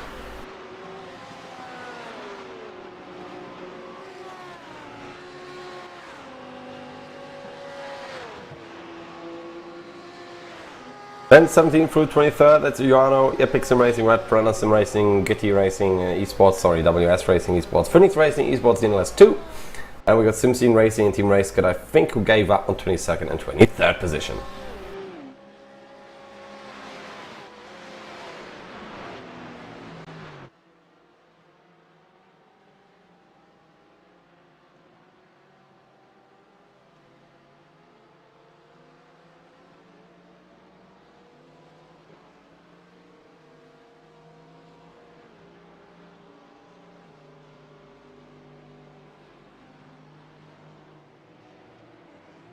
Let's look then at our copy Cup 2, IS Sim Racing Schweiz Cup. Ahead of Sim Racing Academy Red, just slightly though. Sim Race RC Cup 2 in 3rd, Impulse Racing 215 on the next position, T3 Sports Beta on 5th, the Sim Sport Cup 2 in 6th, Wolf Motorsport Sim Racing 7th and Racetech Performance Pink in 8th position in the Cup 2 category.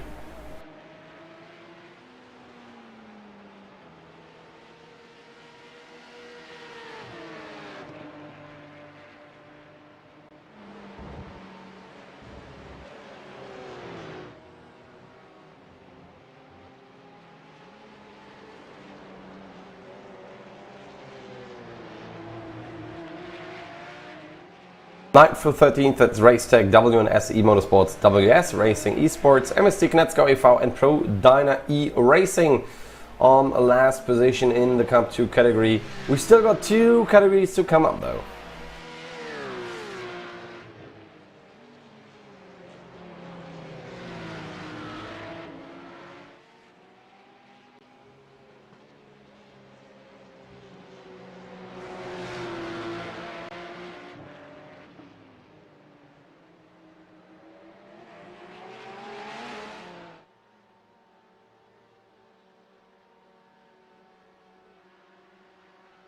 In the SP10, it's SimScene Racing GT4, Chuba Motorsport GT4 in second still, DE SimSport SP10 in third, Adrenaline E Motorsport GT4 in fourth position, Rodana E-Racing GT4 in fifth, Keep On Racing Iron Vision SCS in sixth, EPS Rennsport Esports in seventh, and Ringy Fit Seat Sim Racing with tough luck in the first lap in the eighth and last position.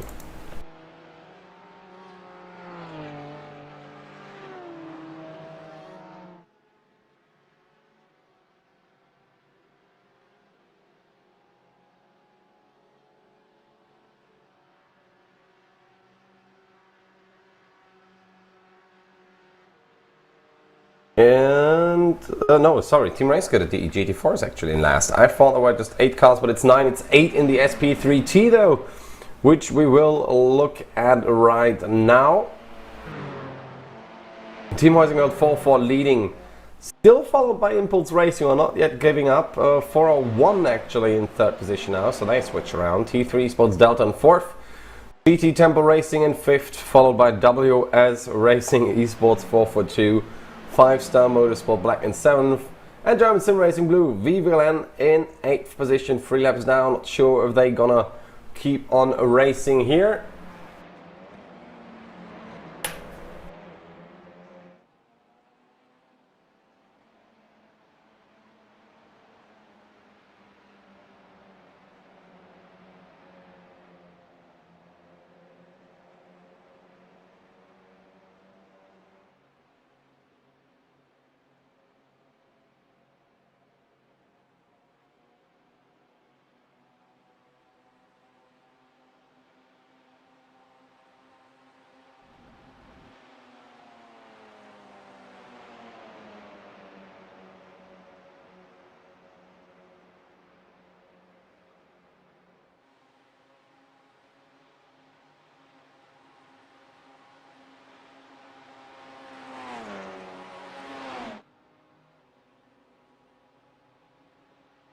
Battle still going on strong.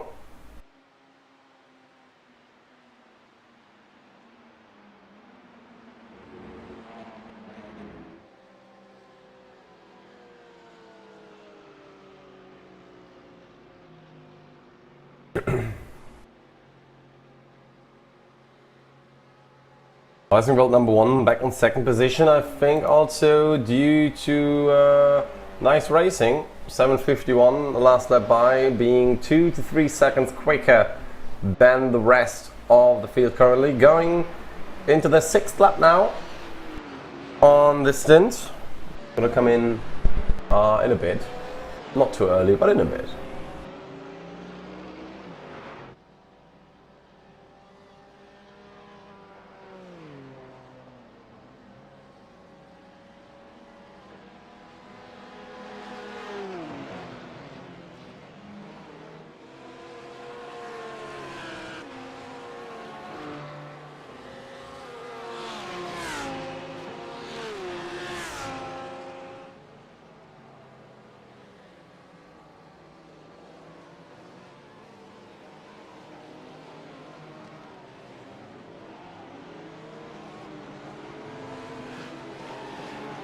Five-Star Motorsport Blue, they are still in 6th position with their Porsche. They're doing great as well. I think they all have sorted out the issues they had with that car.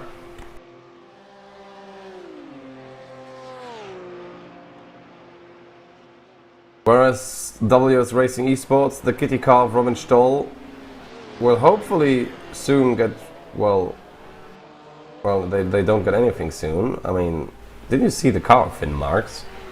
That is quite broken actually. Front cover done.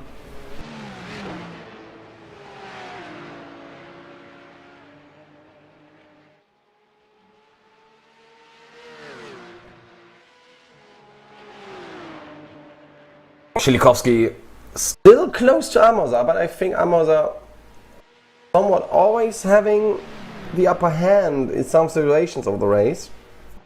Let's see if he does the swerving, the weaving again. Hope it keeps it fair this time around.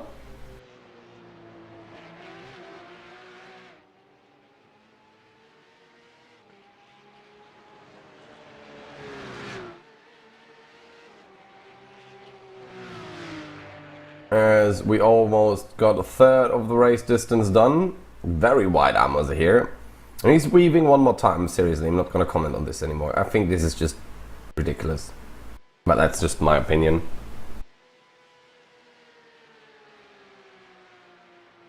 Everybody the way he wants. I still think it's not fair, but well.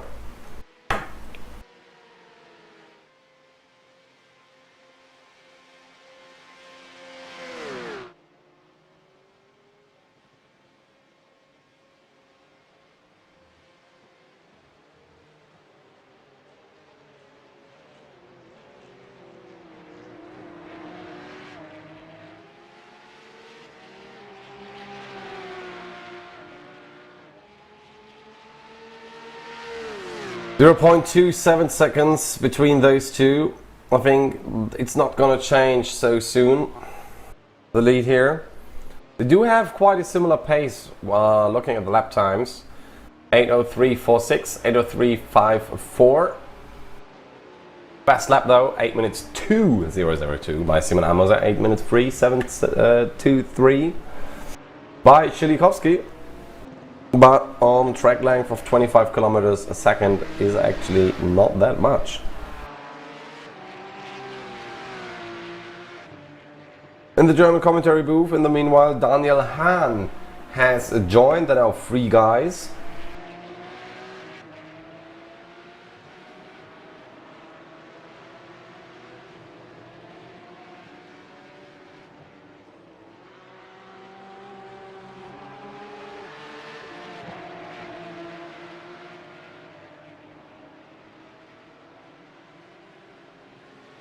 Nicely done.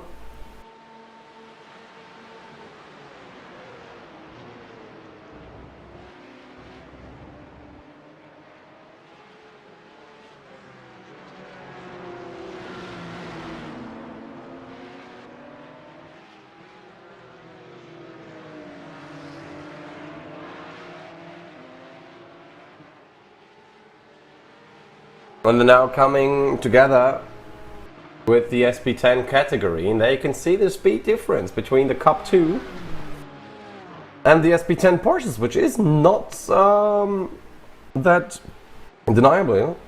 I mean, you can see now that is a little bit more than you would think.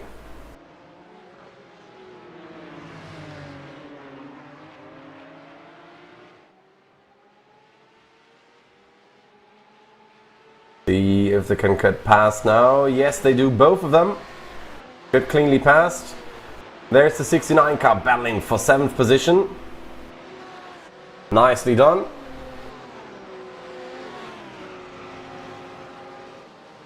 None of the current top 15, top 16 have been in the pits. Urano Esports have been twice though.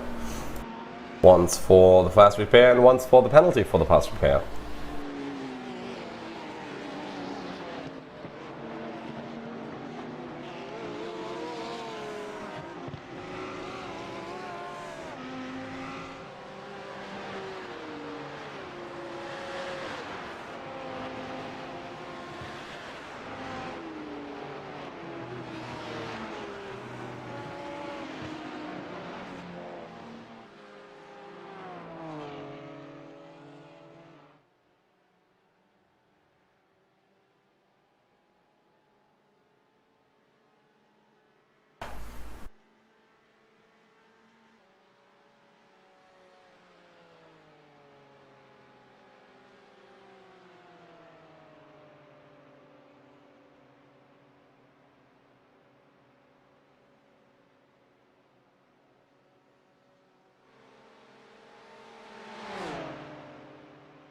Let's see the fight here for position. That's the Schubert Motorsport GT3 car and the SimSport SP10 car. That's the fight for 2nd position, and SimSport got the 2nd position and now have 4 seconds. So what's the lead of Lars Baumler?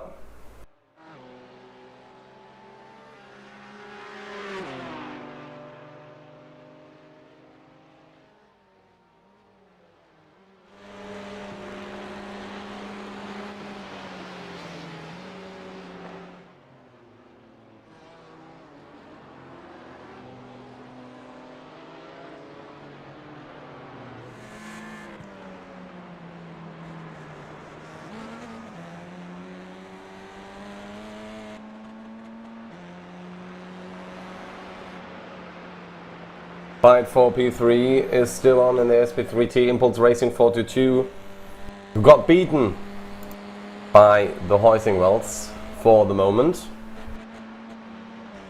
Is now under pressure from Oliver Ackermann, T3 Esports Delta, who was all the time with the pack, never gave up, is now coming out of the draft.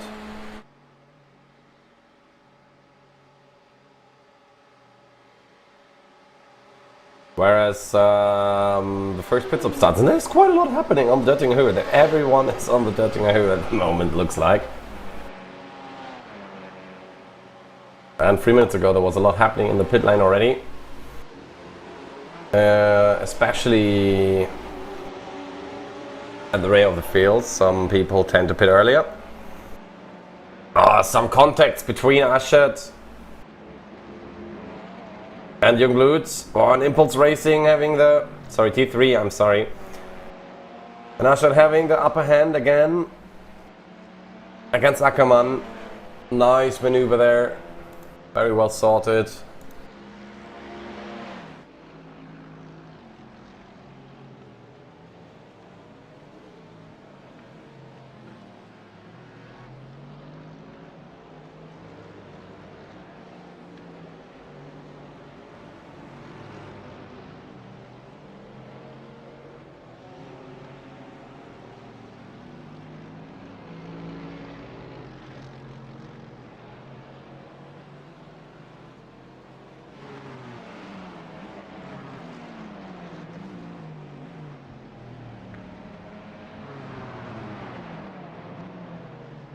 Coming through the shortcut now.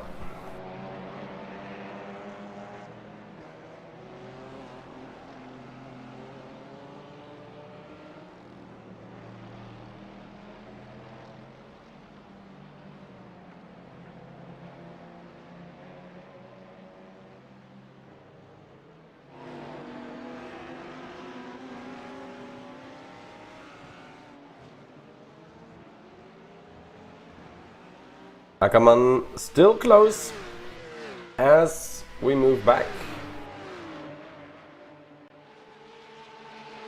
to the Porsche Cup.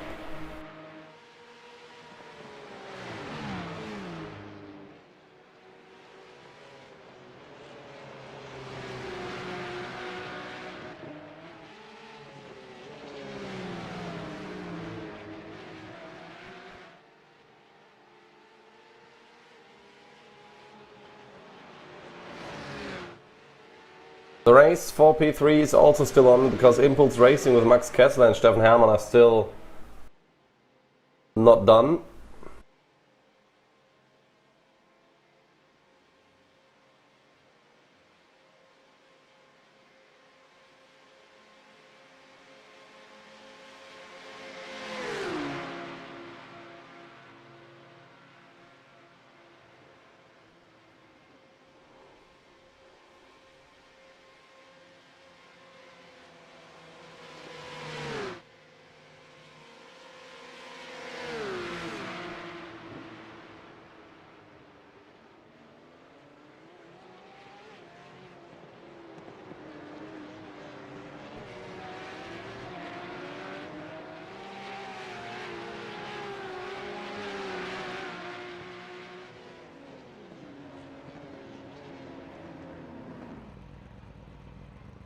There they go. For the first pit stop of the race. Let's see how this pans out, because if they come in the 7th lap, it's going to be interesting for the end actually, because we have 22 laps. 6 laps done, that's 18, so they have to do a splash and dash for 4 laps. I guess they will do this one without taking new tyres, as we're 15.5 laps remaining, because Andrew Melchiors is around the halfway mark on the racetrack, and so are these two races coming. There they are. Coming close to Adenauer now.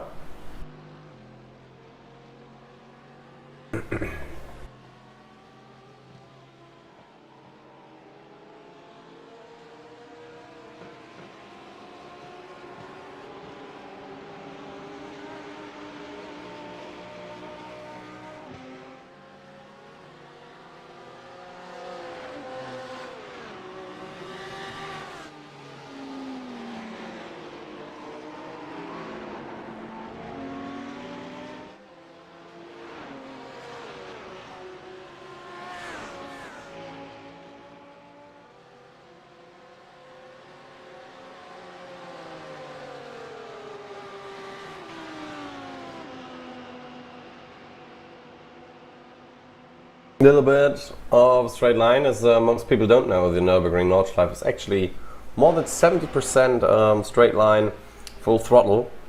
Well, not straight line exactly, but let's look at a replay.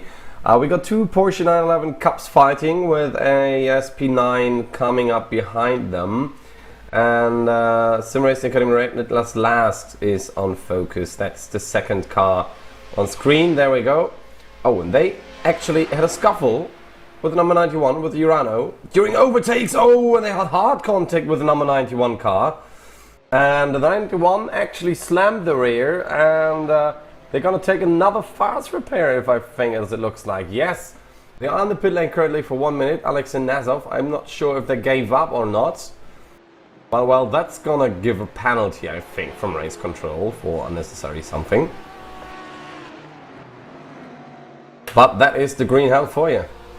It's takeoff and takeoff, no give off in this case.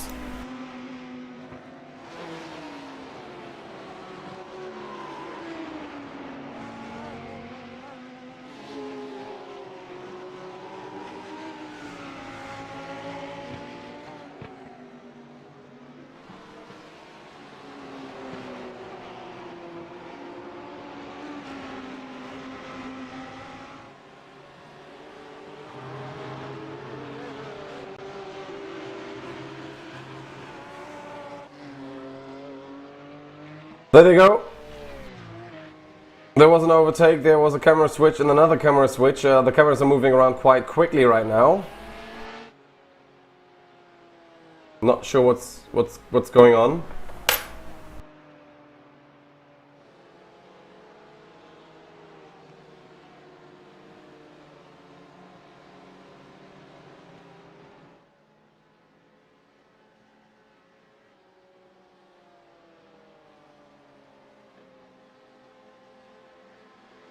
There we go.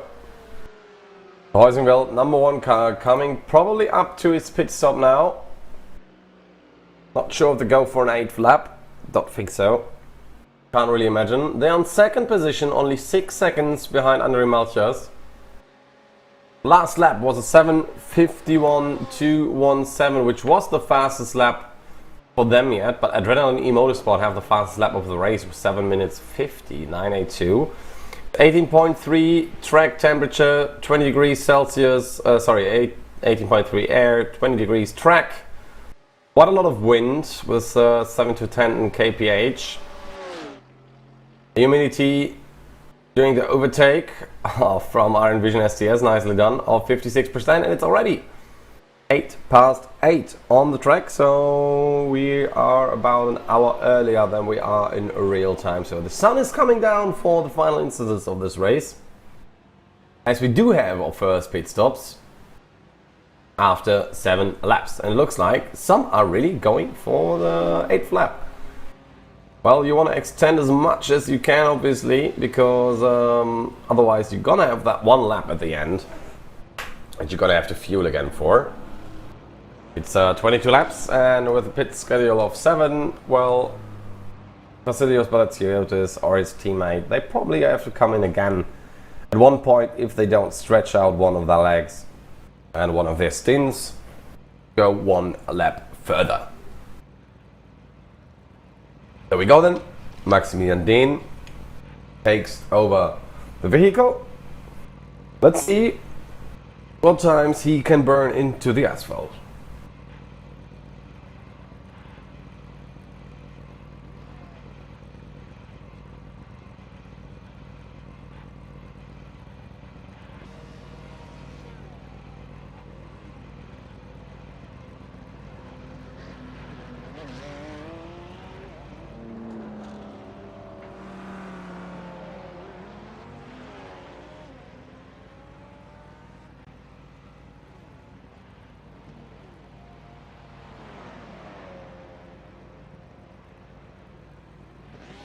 Up goes the car, so that means new tires, new shoes for the Porsche.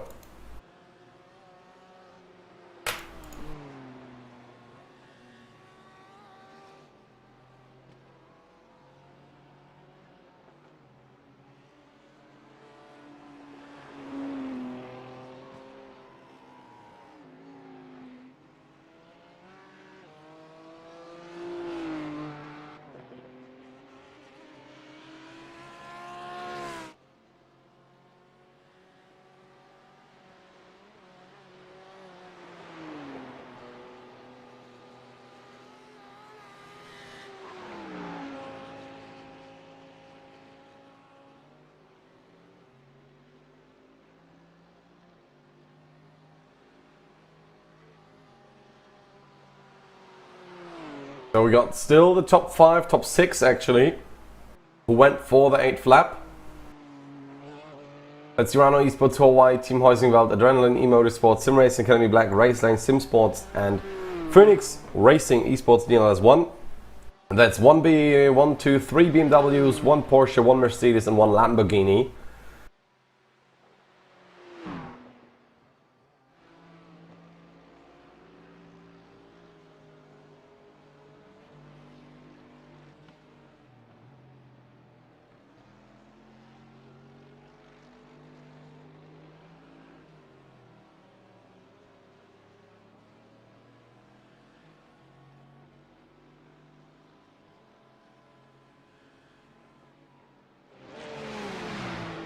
And it's the Porsche with the number 244, which we are looking at to go for a potential fan immersion, which will mean we go a full lap on board with that car, and we'll listen to the sounds of the racing here on the Green Hell in the Eifel area at the Nürburgring Nordschleife, and of course the GP track in the VLN layout.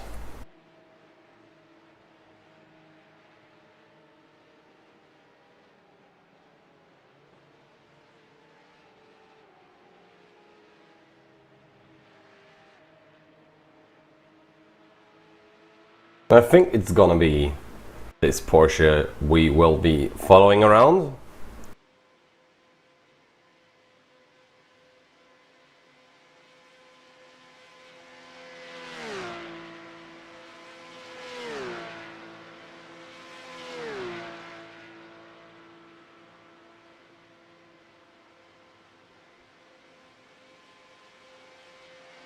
The blue and greenish car,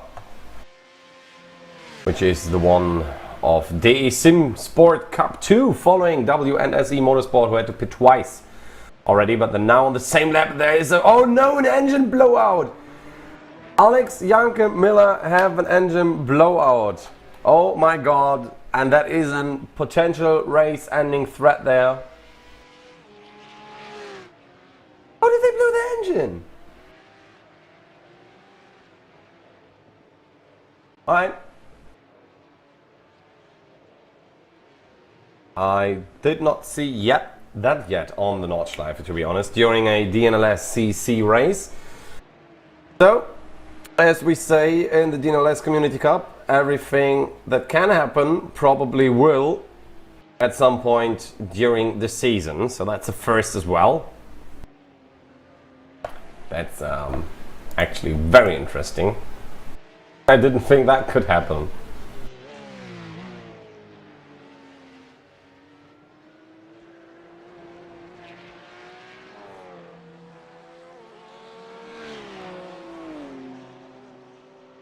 So I think we're gonna go for another car for fan immersion. It might be the 32, because they are following a very broken Porsche. It's gonna happen at some point this race, and don't know when. But it's gonna be rather sooner than later.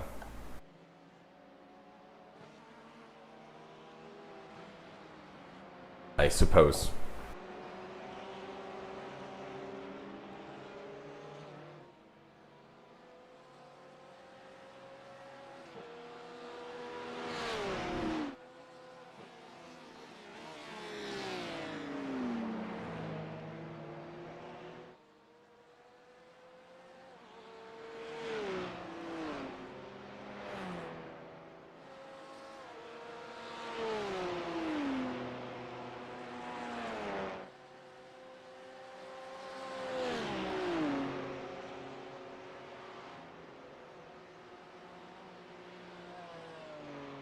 Another race,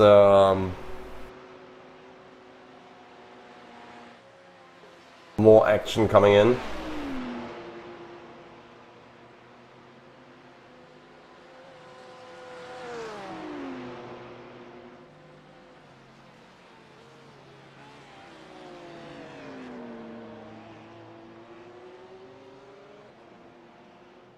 And we still wait It's the fight for P13.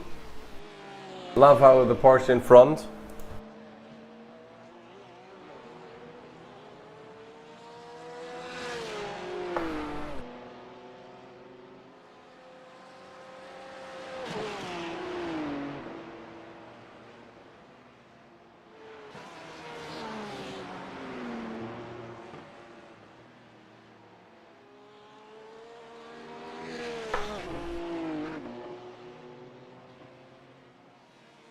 Lap 9 of 22 and the headlights already have started to come on as the sun is going to set.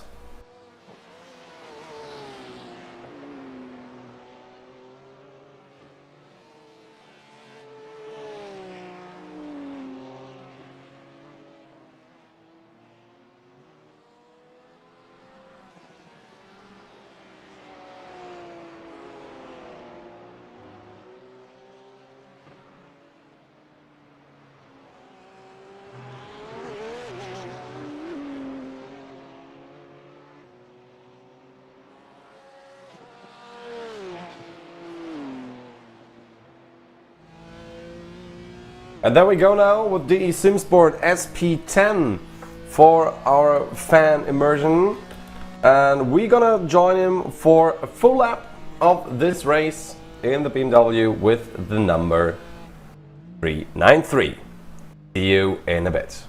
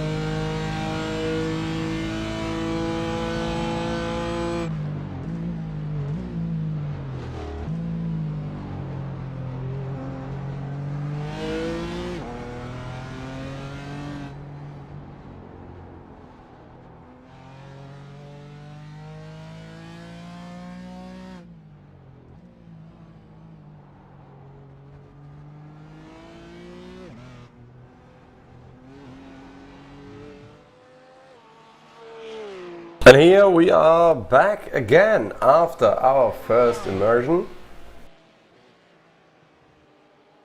There we have it. Currently the standings in the SP9. It's Team Heusingveld on position 1 in front of Urano Esports. Huawei 5-star Motorsport Blue, Adrenaline E Motorsport number 1, T3 Esports Alpha, and 5th Sim Racing Academy Black thereafter. Raceline Sim Sports the 7th, and Phoenix Racing Esports DNLS 1 and 8th position.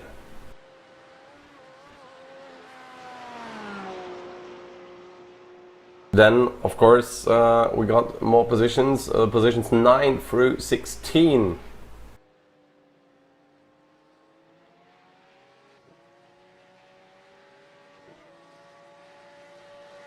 Which will come up in a minute as soon as the Germans are ready.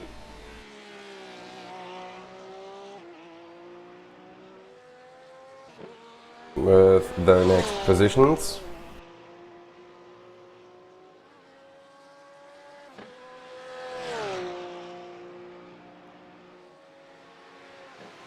Iron Vision STS then at 9th, I Liveries Vibes with Red in 10th position, WS Racing Esports in 11th, Progressive Sim Racing Grabber in 12th, followed by Artal, German Sim Racing, WS Racing Esports and Sim Racing Academy White.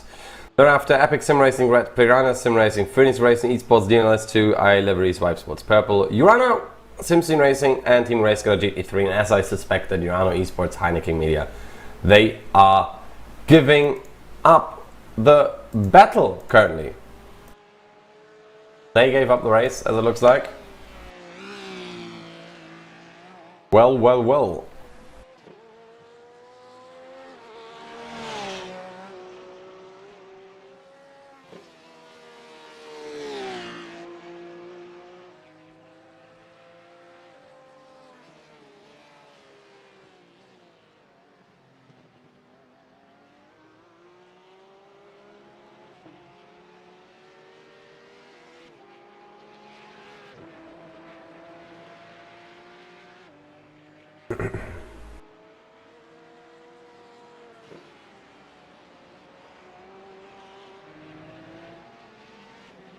Ten laps have passed in this race. We are very closely before the halfway mark.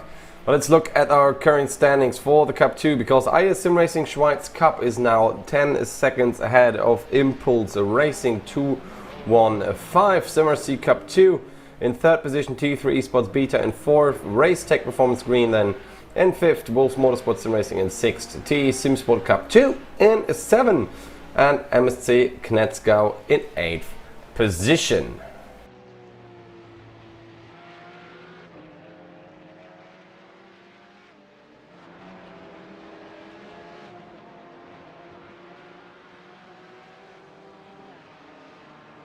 Nine for 13, that's Race Tech Performance Pink, WS Racing Esport 2 for 2, Sim Racing Academy Red, WNSE Motorsport, and of course Prodyna E-Racing, who gave up already.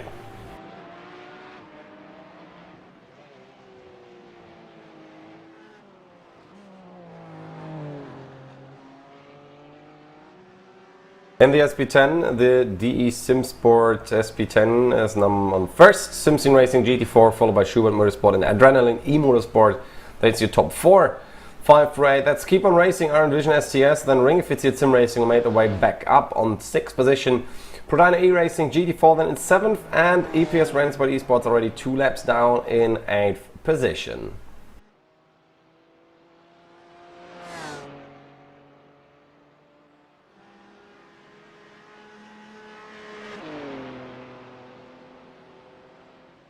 Then we got another race control incident with no further action for this situation we've seen before in a replay where they crashed in the Hohenrhein chicane. Luckily,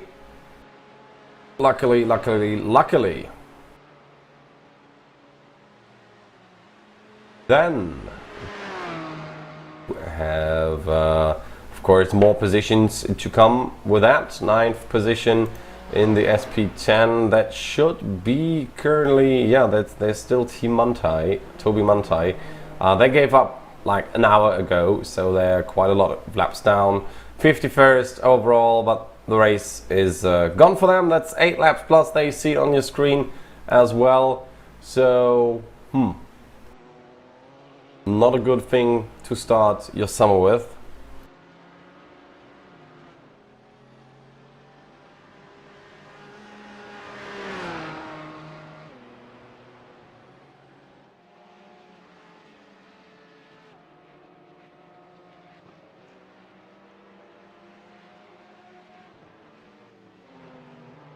In the SP3T, we still got the Team Heusingveld double lead at the moment. They are very close together. They switch positions again, so the 4-1 is ahead now. Then you got Impulse Racing in third, T3 Esports Delta in fourth, GT Temple Racing in fifth position, WS Racing Esports 442 in sixth. Well, in the last two contenders, 5-star Motorsport Black and German Sim Racing Blue VBLM, they stopped the race as well. They're not going to compete all the way to the end, sadly. Because due to issues, they had to stop the race.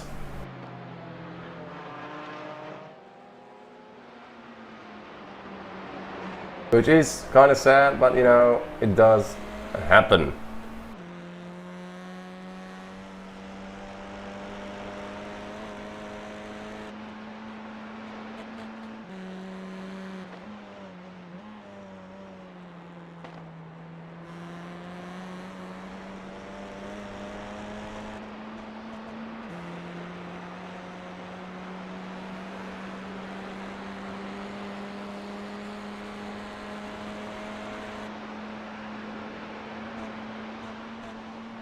Let's see then the race between our leaders.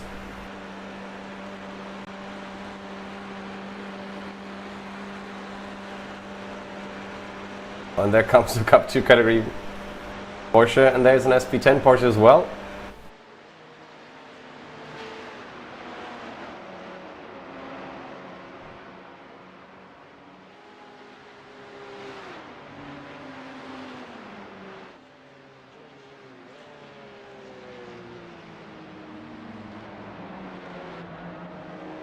I don't think they're gonna race for everything.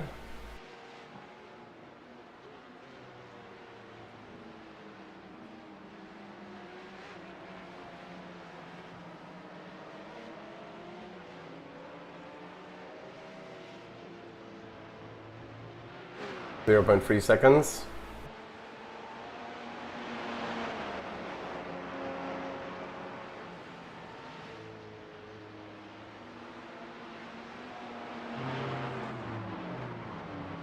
They're not gonna race themselves too hard.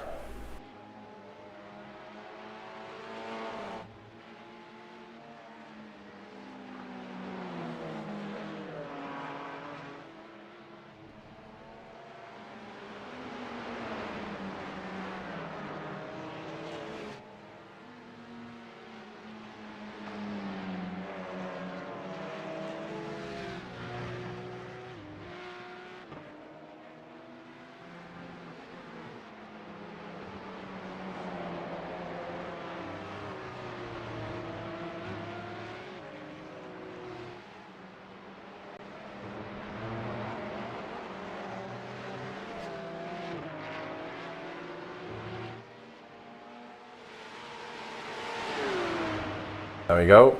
Again in the Cup 2, that's WS Racing Esports versus Racetech Performance Pink, 0.5 seconds currently.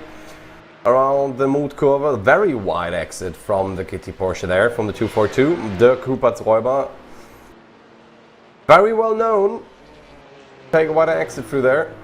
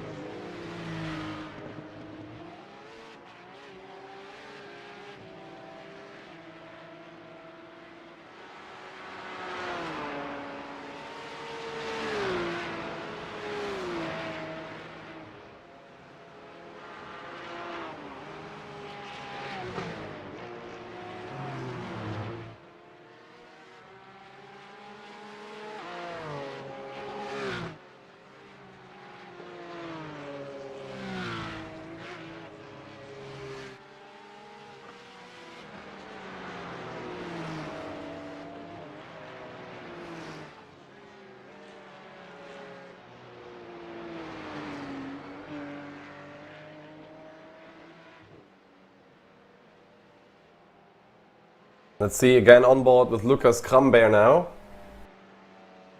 Looks like he's using a Logitech wheel, maybe Thrustmaster. Very concentrated as well, nice angle of the arm. Also in a racing seat in his living room, as it looks like, with the headset on. And I think there's another t-shirt over the seat there from Tier 3 Esports Beta, that looks like.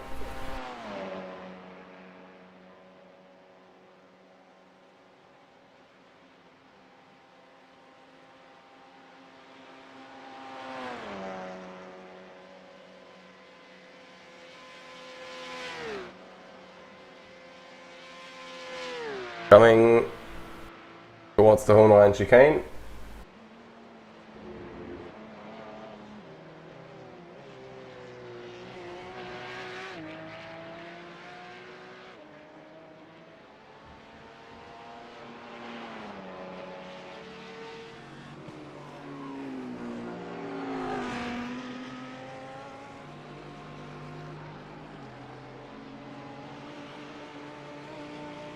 Let's look then at the race between Raceline Sim Sports, Daniel Moot and Kevin Falk from Phoenix Racing Esports. Kevin Falk.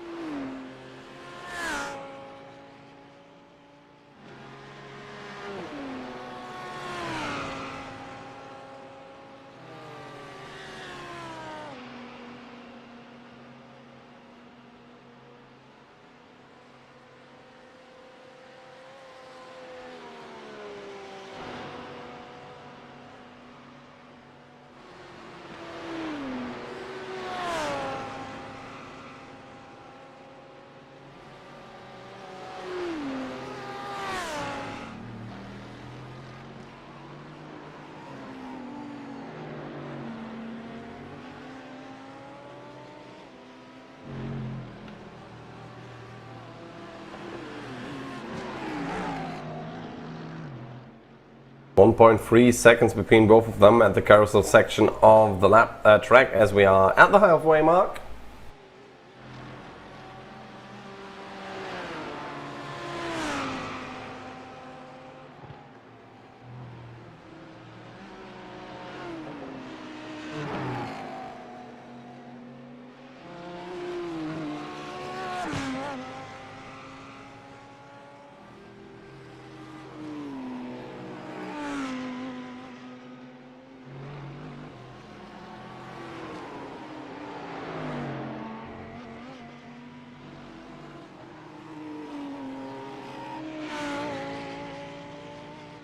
And there is a situation with an unsafe rejoin between the 328 and the Simpson Racing car.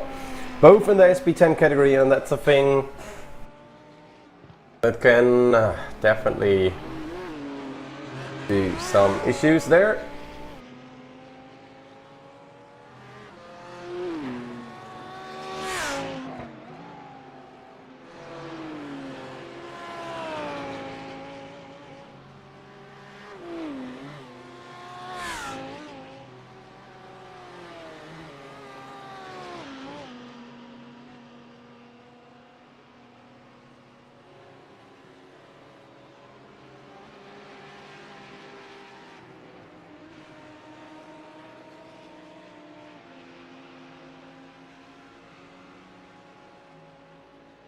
See how this pans out. Now it's down to 2 seconds.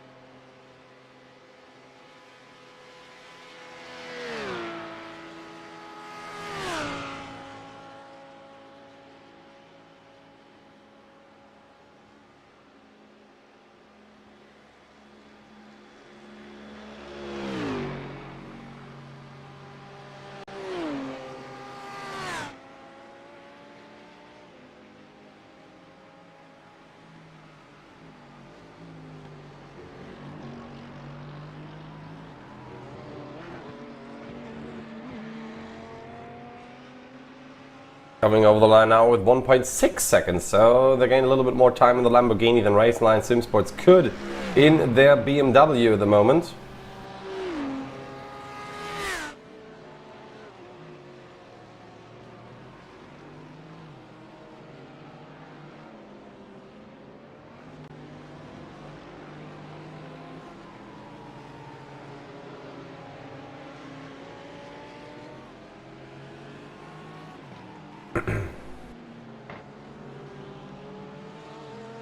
And Kevin Falk now getting quite close, 1.4 seconds left.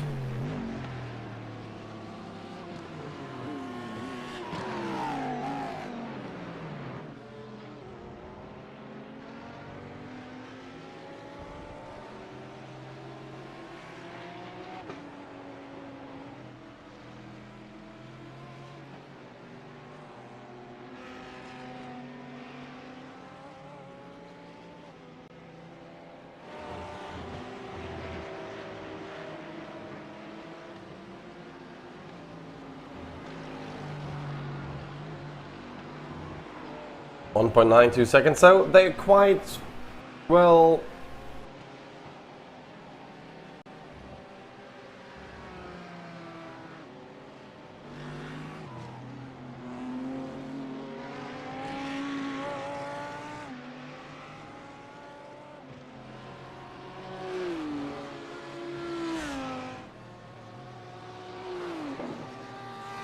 And 2 seconds, so they're quite similar in pace actually around the whole lap.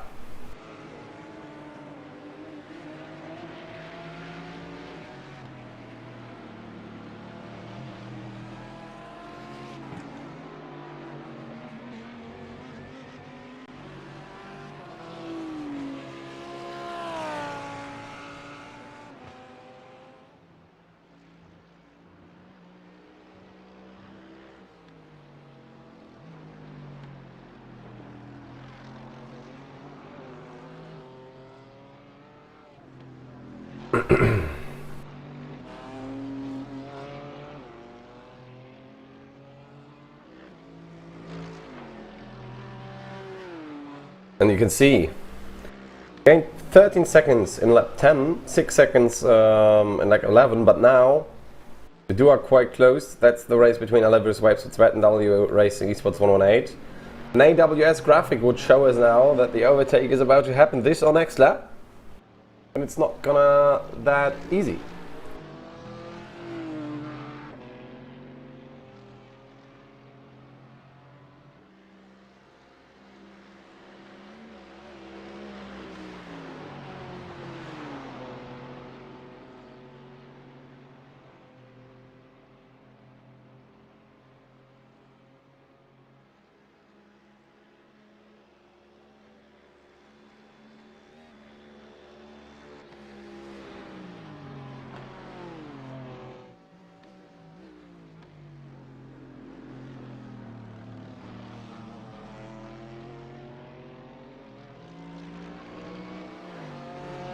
It's 1 second now between those two, and it's a very interesting battle actually, because P10 gives a little bit more points, obviously.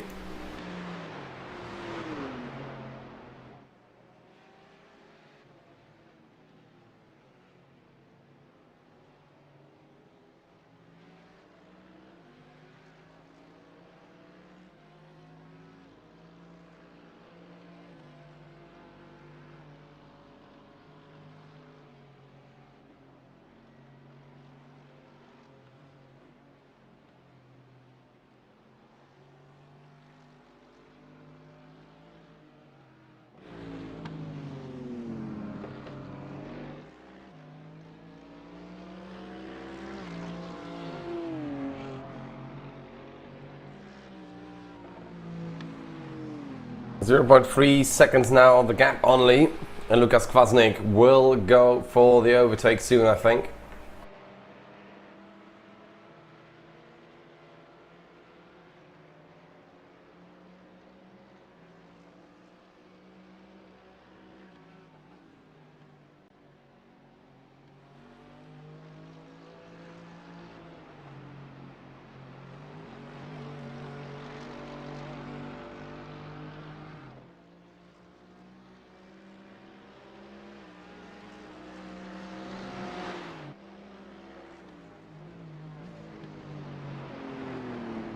There we go.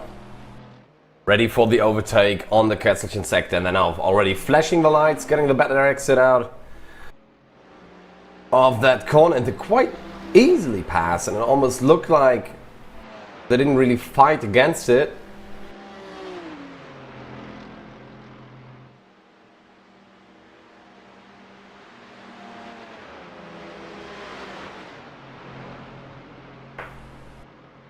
I think that's due to great pace difference.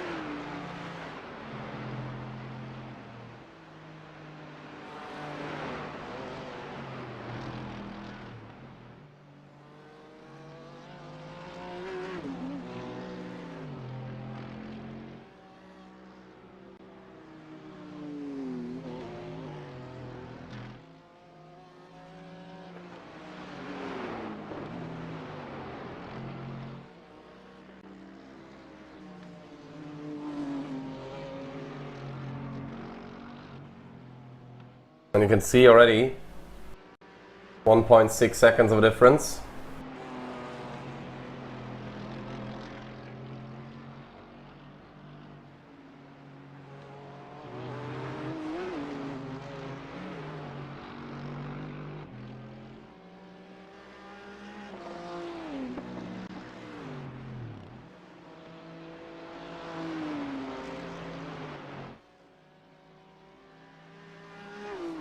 Not getting larger now.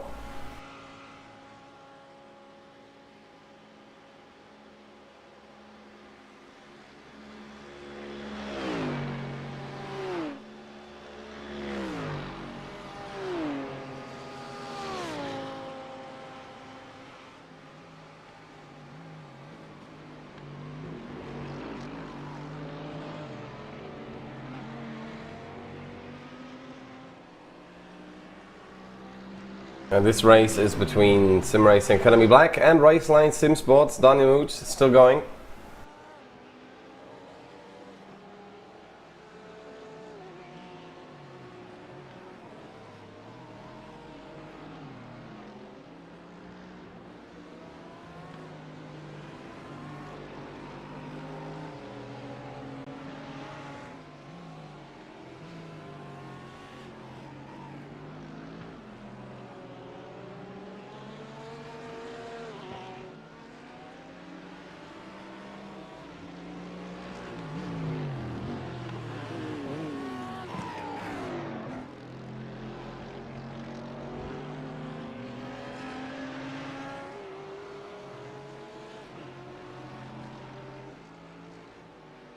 .3 seconds on lap 13 now. We're closely coming in for the next pit stops because we have some cars already down and they're starting the 6th lap now, others only on the 4th in the 5th lap of this stint.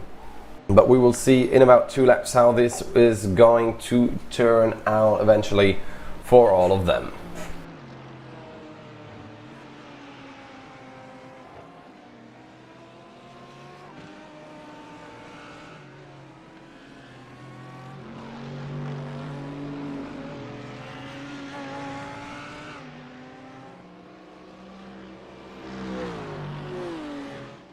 .8 seconds, that's the gap between those two only now.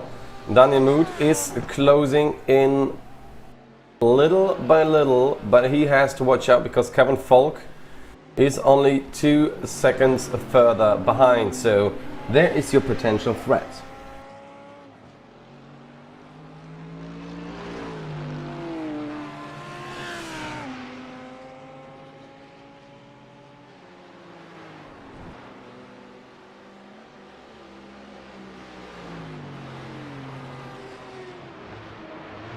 'In the Cup 2 category, in the meanwhile, we do have IA Sim Racing Schweiz Cup, who are in 4th position, 3.5 seconds behind Tim Banners.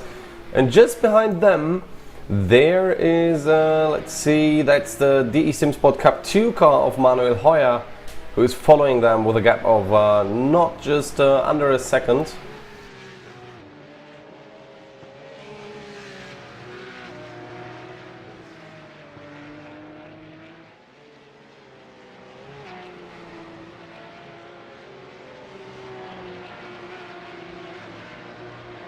Not long to go.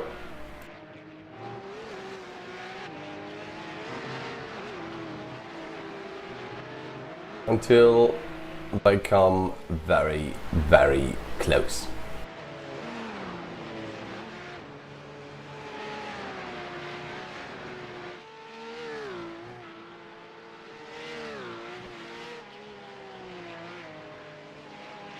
.6 seconds in the front between Wolf and iSim Racing, as I said before, but still back between 6th and 7th. It's gonna get close. It's gonna get down to the next few corners, I think. I think there's a possibility that it's going to happen at the Kesselchen area of the track again as well. We've seen that happening before. A lot of people, after a few years where nothing of that sort happened,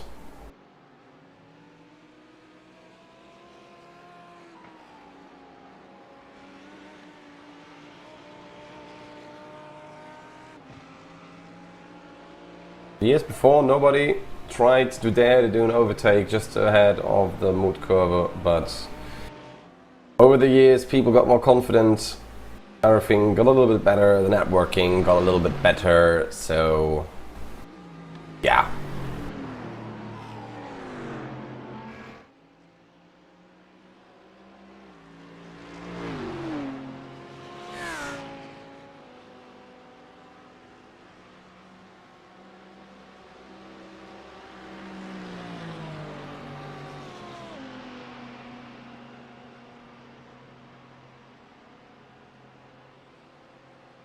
And let's see then if Daniel Mood has the mood, the courage to do it. Nah, I think he wanted to, but the draft wasn't quite enough.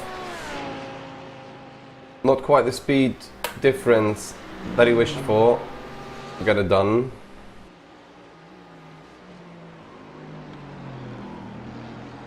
Not really the chance to do anything about it.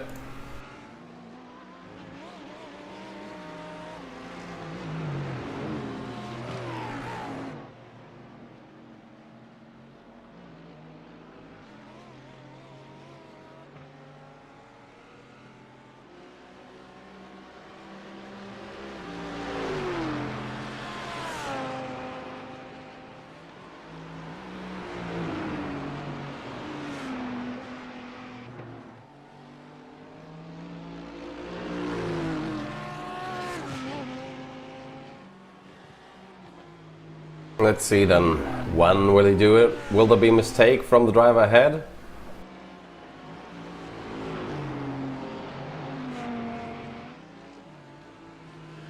Or not?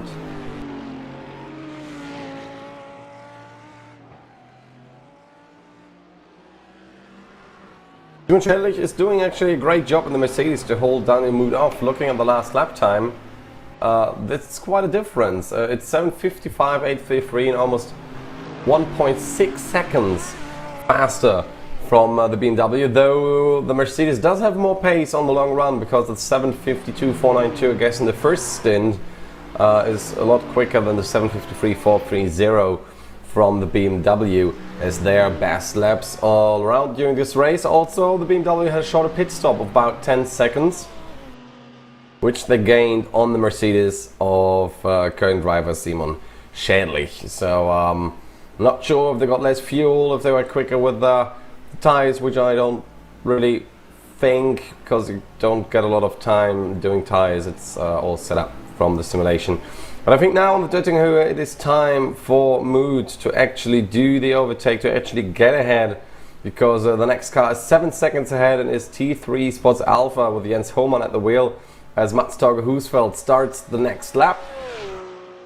He's in his 6th lap now. Now they can do 7 lap stints. They don't need to do an 8 lap stint, though you save a lot of time, the less fuel you need for the last splash and dash. The German commentators, they have Jan Sendkowski waiting in the booth. I wonder what he is got to say. Mats Torge-Husfeldt, who is driving for 5 laps now. We've seen Heusingeld's on board. Yes, the BMW goes past the Mercedes now. Not as easy as I thought it would be. A little bit more stress put on the drivers, but now, as you can see, 7.5 seconds to the next car, to the 171 of T3 Esports Alpha. Jens Hohmann, who is still racing as hard as he can. There is an Impulse Racing car coming in between because of its pit stop. That's the leader in the Porsche Cup 2 category, which is currently in there. I think it's the leader. It should be the leader. Oh, but you know what does give me chills?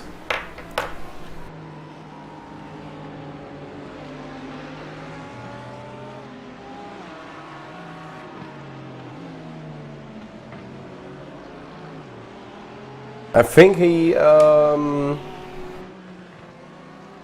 Alexander Hetmark threw the car away. Because it looks like he towed, actually, because the lane time and the stop time is the same. That just happens when you really bin it somewhere during the race, because the tow time is quite long. You don't want to do that well, on purpose.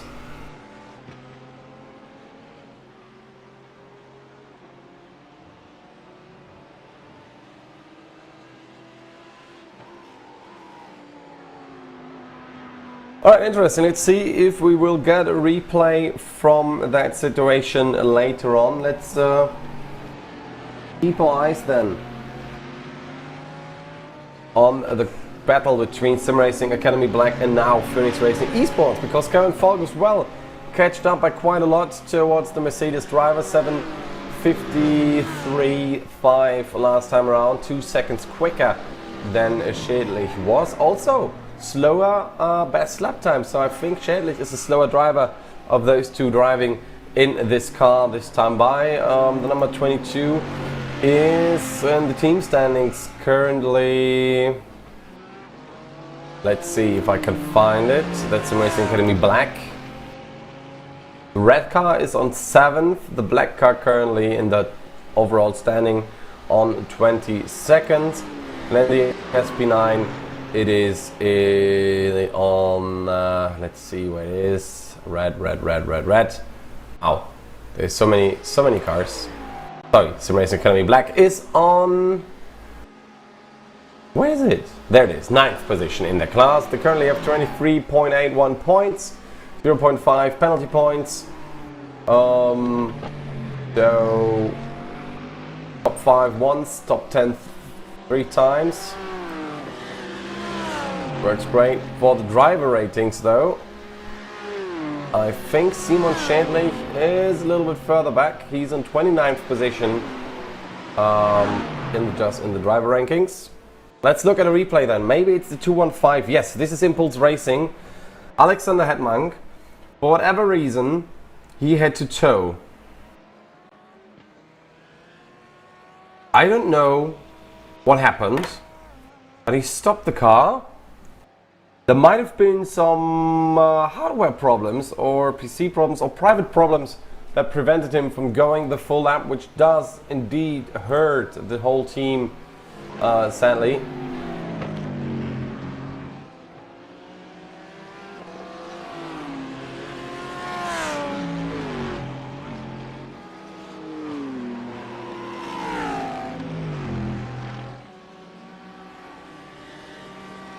Well, nothing you can do about that one. Sometimes it's just tough luck.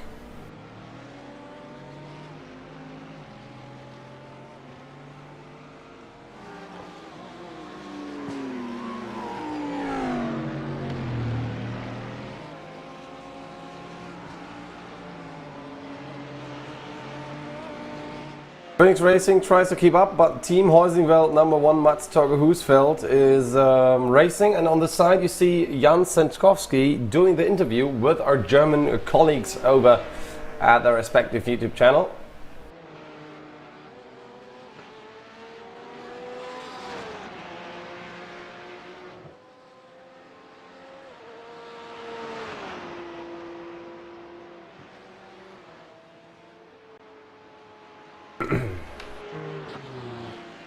Let's see then who will have the upper hand.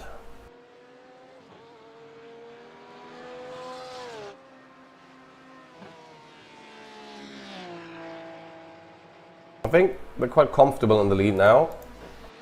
Urano being 7.5 seconds behind, same stint. Same pit strategy at the moment.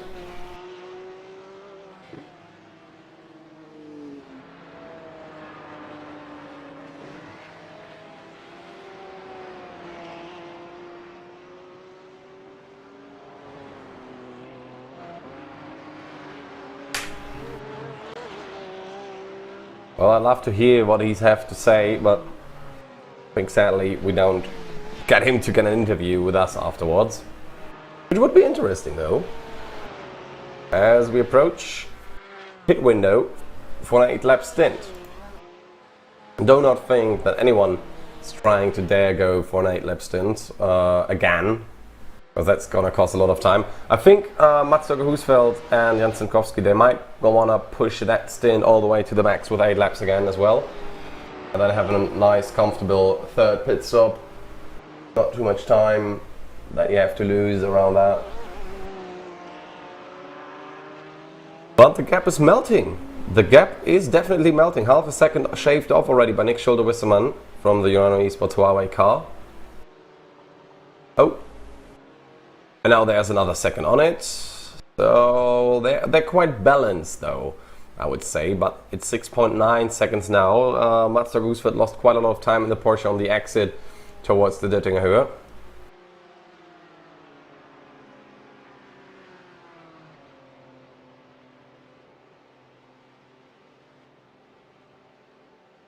Which can get dangerous in the long run, since we still got about 8 to 9 laps remaining.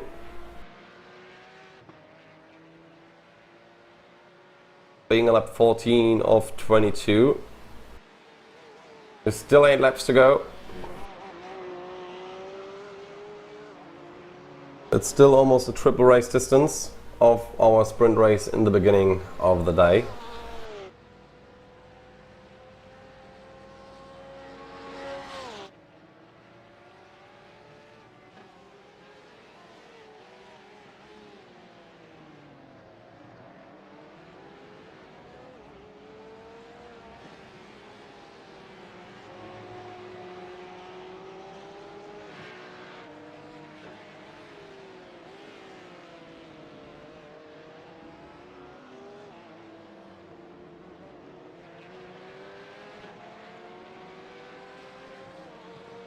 So the interview is still going on without a face now though. And our production mercifully got away. Not because of Jan's face, it's a handsome one, but due to the fact that we can't hear him here on our stream. But they can.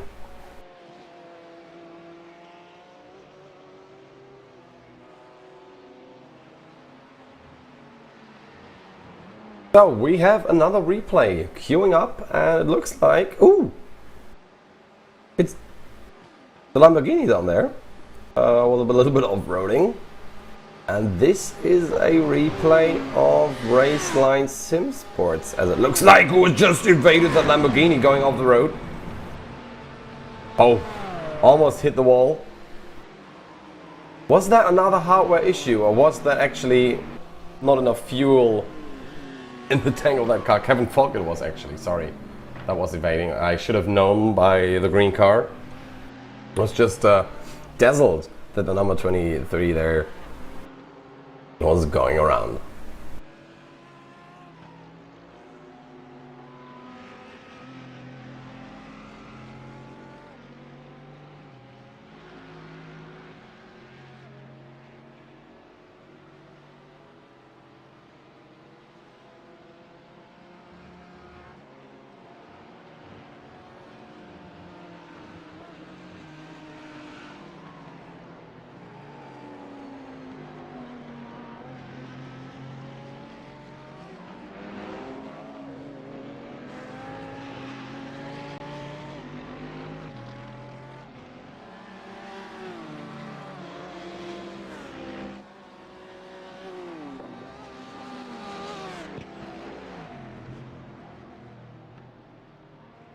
0.9 seconds between Kevin Volk and Simon Schädlich. Simon not giving up. There is the Mercedes just behind AT Temple, I think.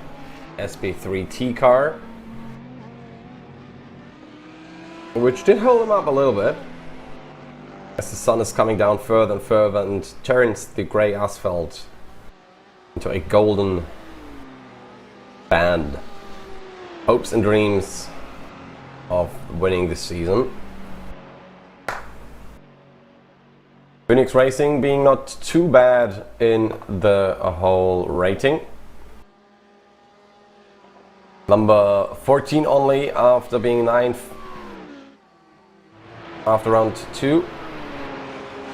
But in the SP9, they're also currently in 6th position after being 4th. Urano Esport Heineken Media went up by quite a margin from 9th.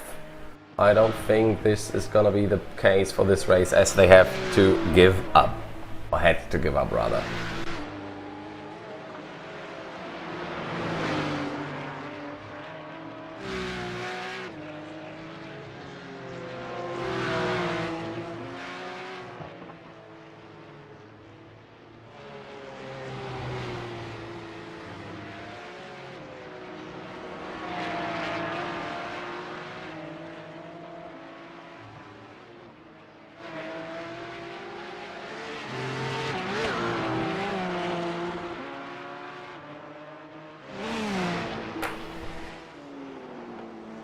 Have a look at our second car, the run-up Urano Esports Huawei. Nick Schulter with some 4.9 seconds that are left.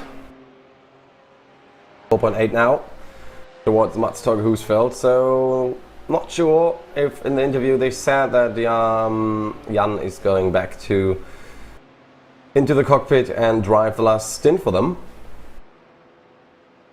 So that's going to be interesting, I guess. I mean, they could go for 8 laps like Max Riedmüller is doing. He's on his 8th lap of the stint, but he always so kind of has to. Whereas Mats Torge Husfeldt, they could go in, come in now and do not risk anything, and Jan could easily drive off again as he did in the first stint. After having some issues, he catched up almost 5 people and went for the lead. Range 750, 693, the fastest lap of the race so far is for the number 1 car, the championship contenders. They have to defend their number on the car in this race. Especially, they do have a gap, which is not large, it's 0.95 points. Both have 2 wins, 2 top 5s, 2 top 10s. But there's still this small difference.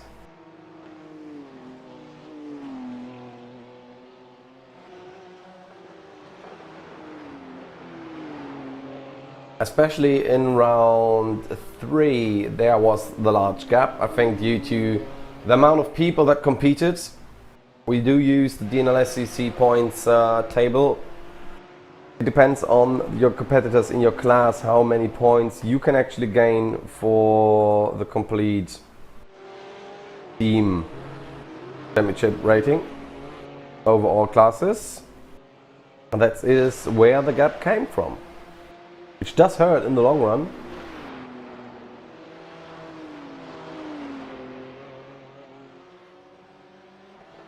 Let's see then.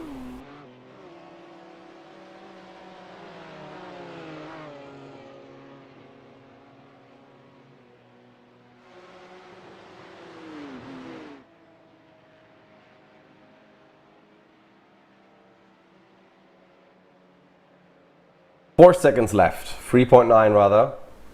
That's another 2 seconds shaved off from when the interview happened. Last lap, just to give an example. So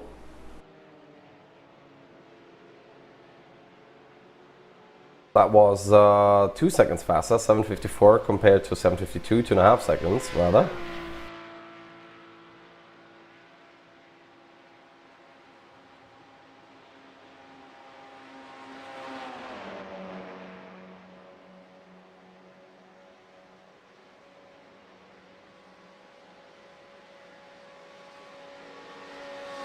And they do have a draft now of another car, so that's going to be interesting if they're going to go for another lap or not.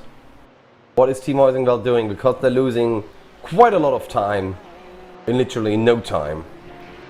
So the strategic call is now what is important. I will have a look on the live timing,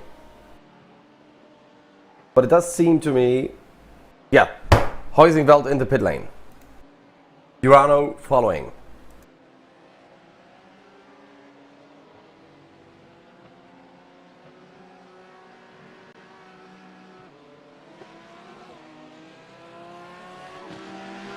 And Heusingwald will go for new tires, and so I think will do Urano.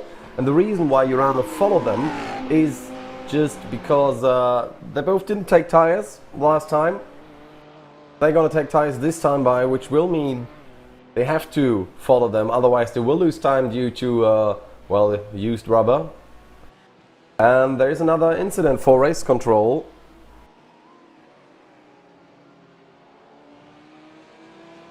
Look at, it's causing a collision, and the top 4 is in.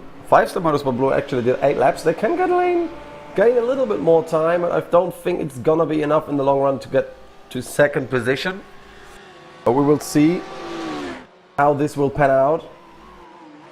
While we currently watch Tobias Seidner actually trying to get past Daniel Nolte. That's Epic Sim Racing Red versus German Sim Racing Purple VLN. And Urano Esports is out. They didn't take tires, which is interesting. I'm not sure if they took one in the first pit stop.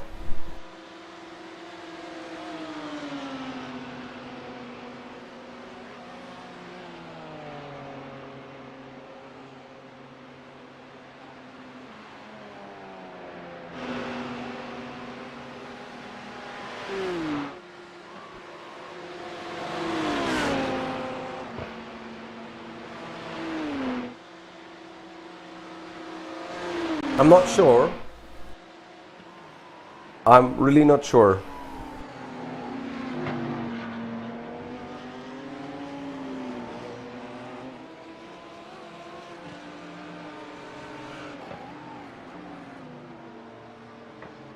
But with new tires, new shoes, Jan Sankowski, 25 seconds in 8 laps, that's actually doable. That is doable.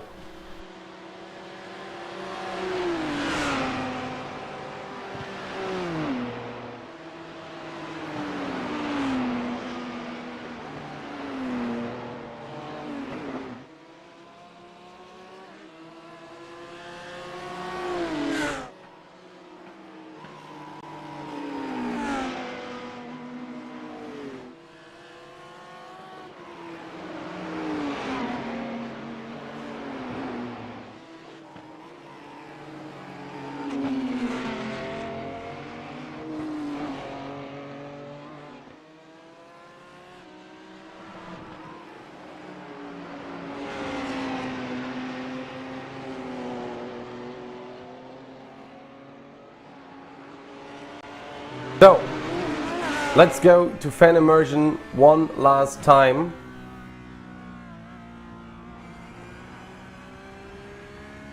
With Team Heusingwald in the Porsche, we will be back in about a lap time. See you in a bit.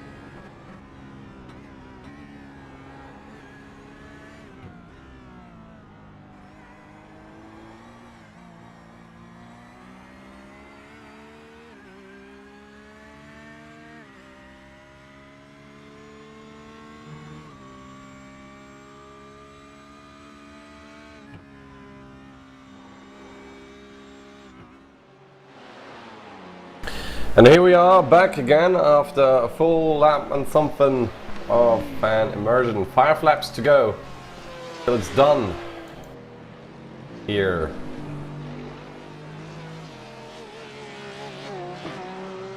On the Nürburgring Nordschleife for the 4th time this year.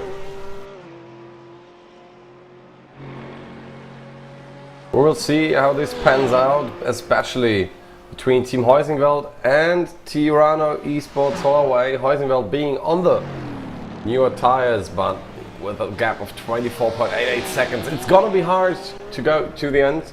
They both have to come in for fuel one more time, I think. No, they don't have to. They're going to the end. They should be able to go through the end. It's 7 and 8, that's 15 laps, plus 7, that's 22. So they should easily make it over the line in a timely manner.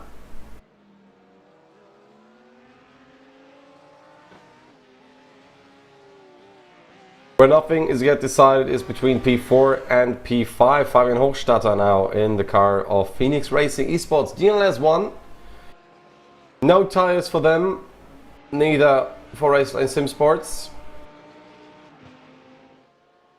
So that's gonna be decided on track and not on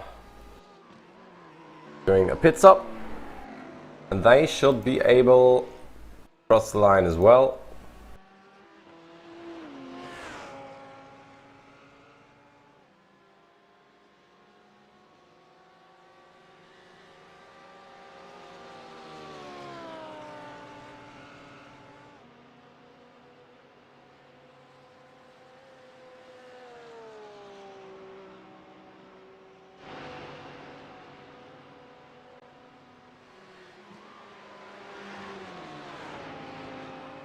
.5 seconds between both of them. Still a long way to go.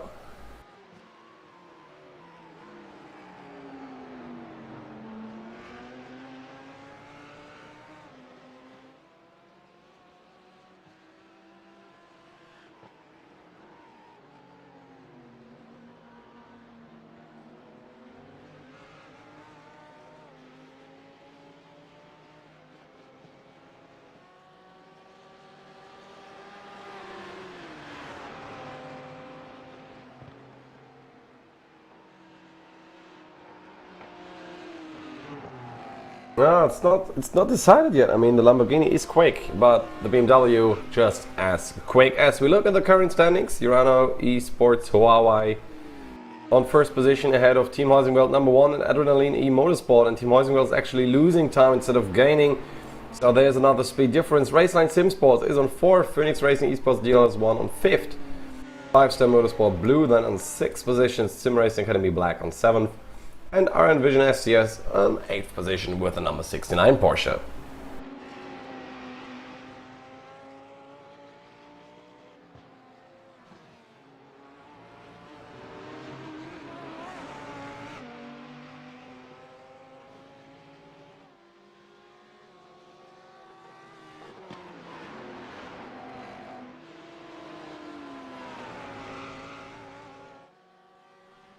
Let's look then at the positions 9 through 16.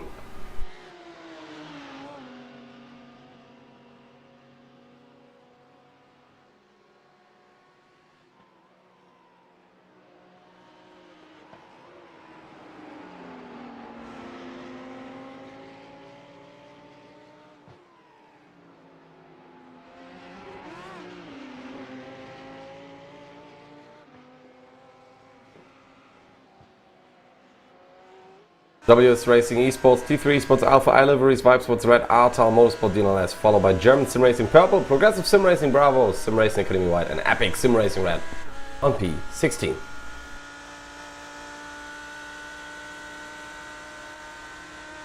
In the following positions then, on 17th we got WS Racing Esports number 2, Piranha Sim Racing on 18th, 19th is Phoenix Racing Esports DNLS 2, iLiveries Vibe Sports Purple on 20th, and 21st, 22nd and 23rd they did not well. Plus 20 laps is a bit of an overstatement, as Kevin Falk now does the overtake, or at least it's not Kevin Falk anymore, it's Fabian Hochstatter. Nicely done. Perfectly.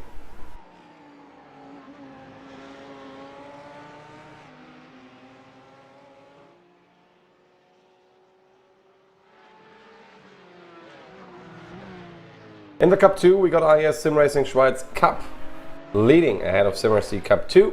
T3 Esports Beta in 3rd position, followed by DE Sim Sport Cup 2. Wolf Motorsport Sim Racing is then on 5th position ahead of Racetech Performance Pink, 3 minutes down. That was WS Racing Esports 242 and WNSE Motorsport.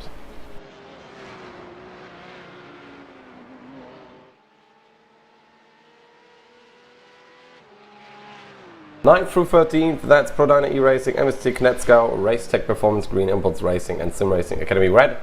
But there are a lot not driving anymore of those. I think ProDyna E-Racing, not sure if they are currently driving. They are, I think, yes they are, so is MST Knetzgau again. But a lot of them have been a long time in the pits and obviously lost a lot of time and are a few laps down.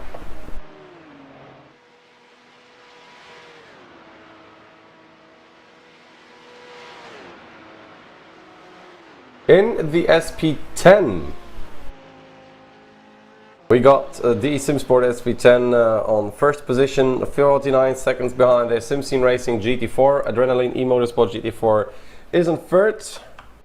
Joint Motorsport then in 4th position. Cuban Racing Unvision SDS in 5th. Ringifiziert Sim Racing in 6th. And ProDyna E-Racing GT4 in 7th. EPS Rensport Esports, I think they totally gave up in the end. But that does happen.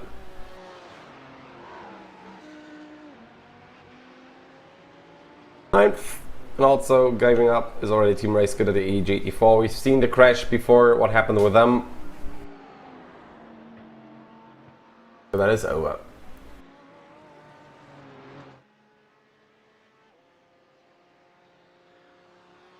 We still got one more class to talk about. That is SP3T with Team Heusingwald 4-4 and 4-1 leading. Now the 4-4 is ahead now. They switched positions quite a few times during the length of this race. Impulse Racing is 3rd, half a minute behind them. D3 Esports Delta in 4th position, of GT Temple Racing in 5th. WS Racing Esports in 6th position, 5-Star Motorsport Black in 7th. German Sim Racing Blue Vivaland in 8th. Letter 2 not racing anymore.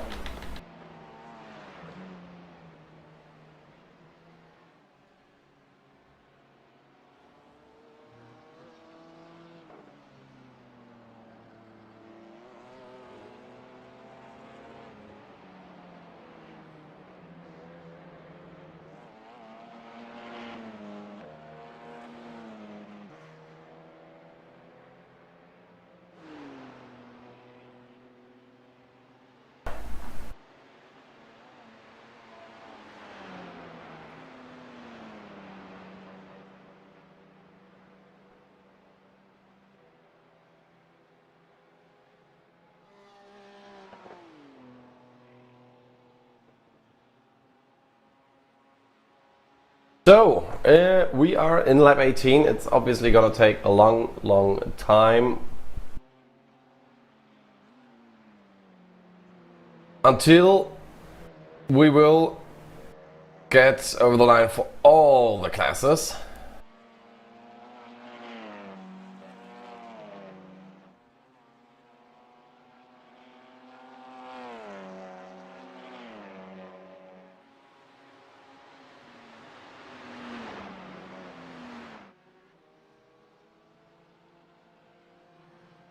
As we have a nice scenic view of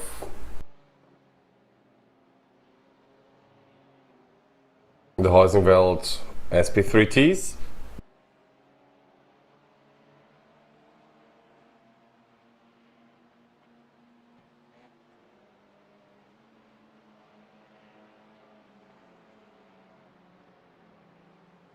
Let's have a replay. Schubert Motorsport GT4 Fabio Schürmann. Oh, he had a big off there. after Schwedenkreuz. That's a classic accident actually, which you actually do see on the real race as well. They lost another position, so no podium places for Fabio Schürmann, who did have a great race with a team colleague up to that point.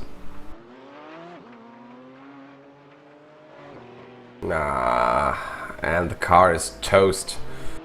I hope they make it back to the pit lane and can save the car and continue to the race.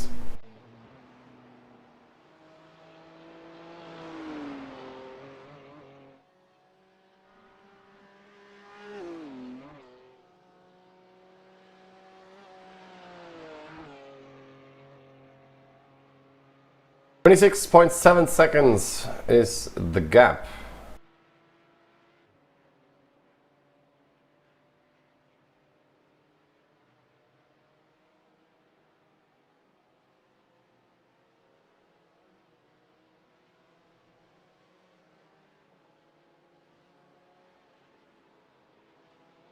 I don't think that Heusinger will be able to close it down.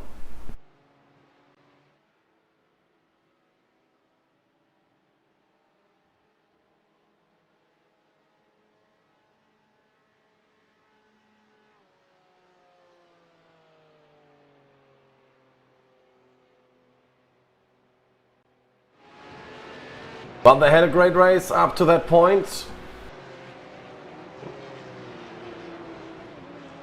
Greatly done.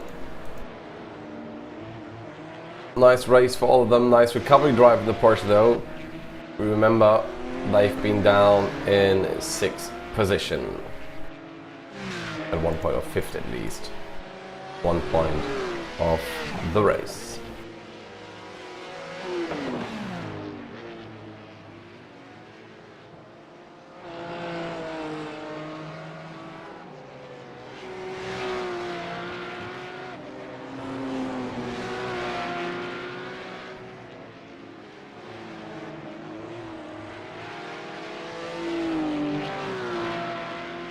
"19 of 22 laps are done.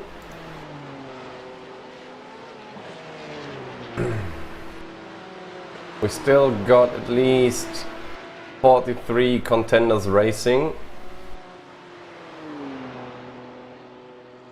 of 54 that started this race earlier this evening. It's 21:37 track time at the moment in the sim. That does mean it's getting darker and darker, and you can actually already make out the lights that the headlights are casting onto the track, which does give them a small challenge towards the end of the race. It's getting darker, and most drivers are used to it, just due to the fact that most of them drive in Endurance Series.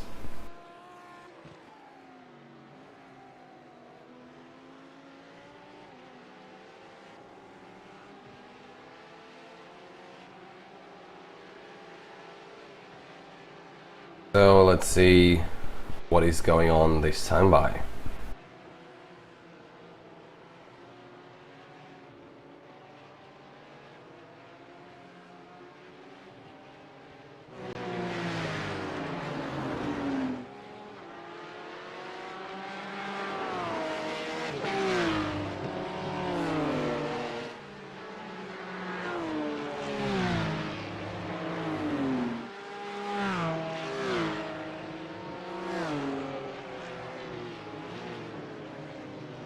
Oh, was it a mistake of a competitor? I did not see the car class. Might be an SP10 Porsche.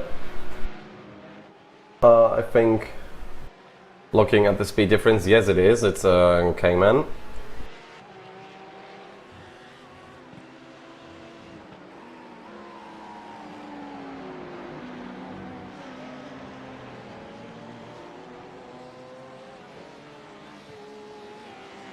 Five-Star Motorsport Blue though, they do have a chance to get 5th place in this race. The first race they do in the Porsche.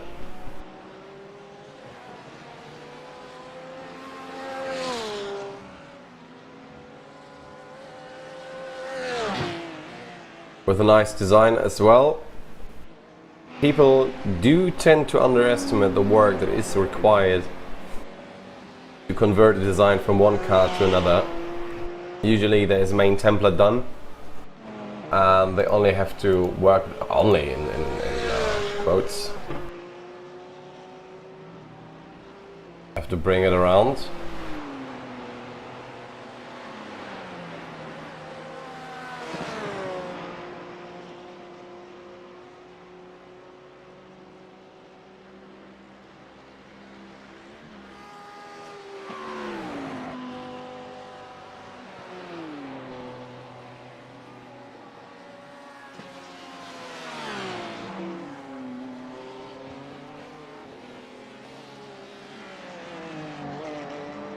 So this time 4.7 seconds, maybe there's something they can do.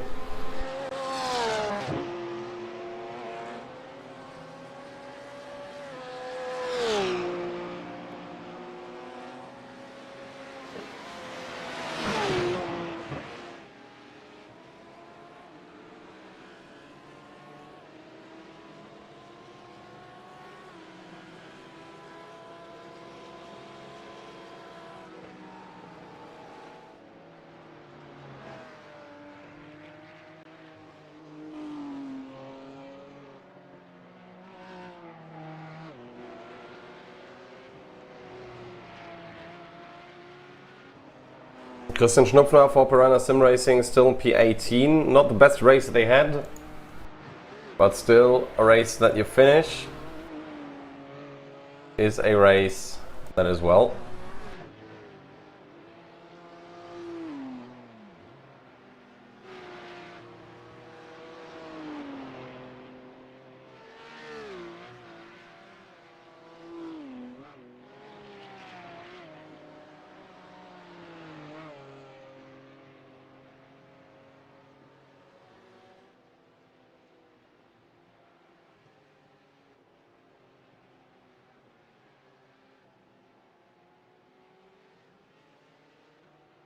Seeing what is going on.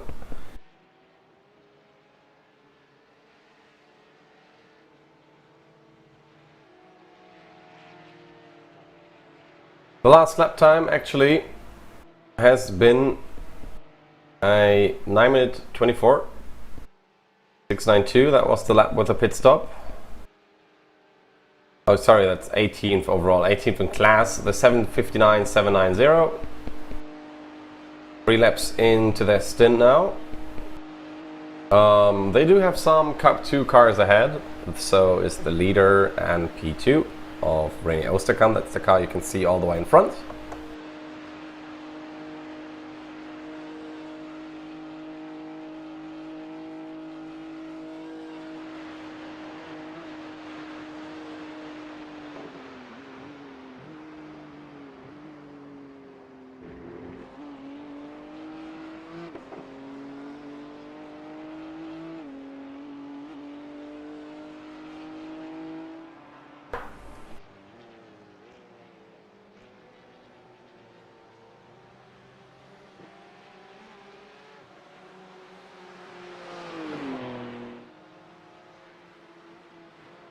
Marius Kittelmann in 12th in SP9 for the RTL Motorsport DNLS.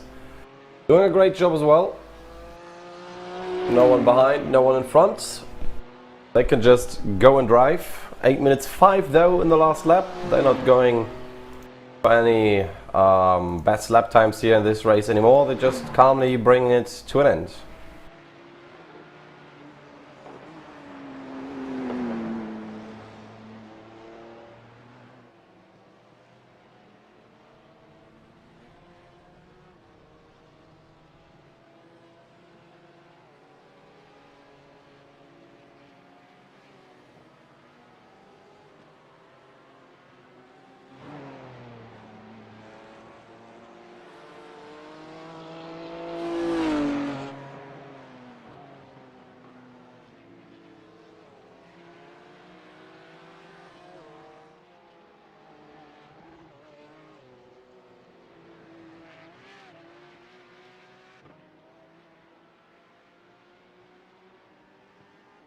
Adrenaline E-Motorsport GT4, the third position in the SP10 class, as we got 4 laps to go until this race is over. And Radka, in third position, is actually doing quite nice. 8:39.161 is 9 seconds off of the second position. Simsine Racing GT4. I mean, he's down by quite a margin.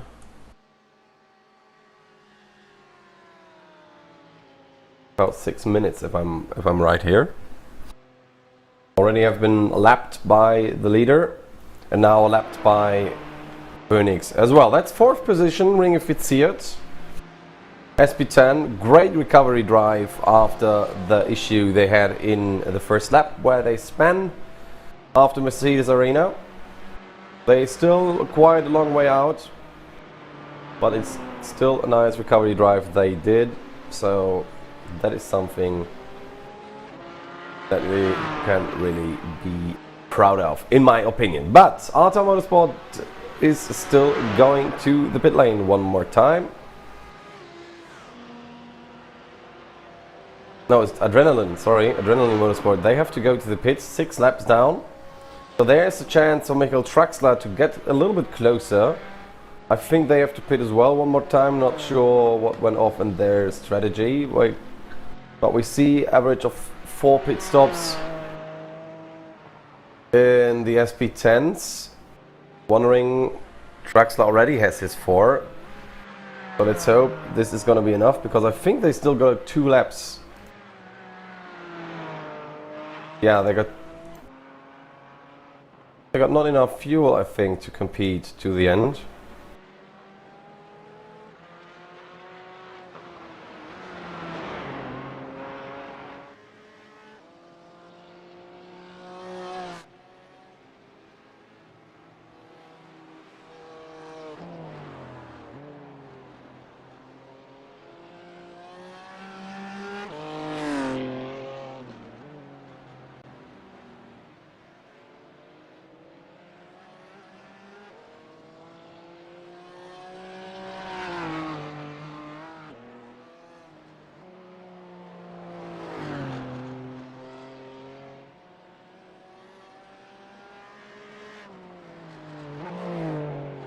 .48 seconds between the first and second position, by the way. Christian Buch and his colleague having a great race this time.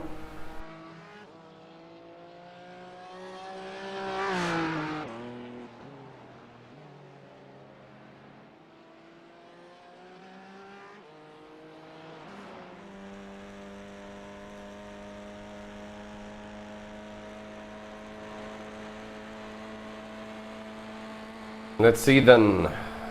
Battle in brackets between the Heusinkveld cars. Not sure they're gonna battle.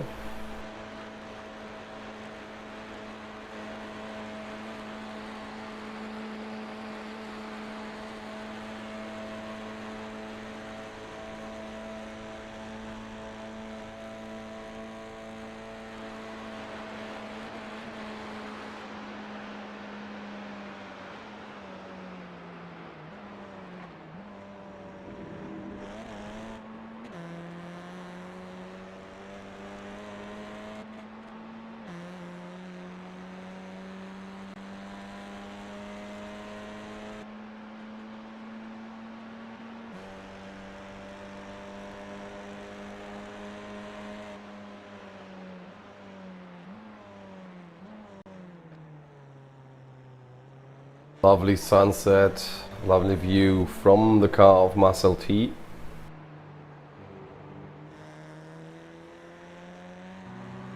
As it's getting dark and darker, you can see the headlights doing the job, starting to do their job at least.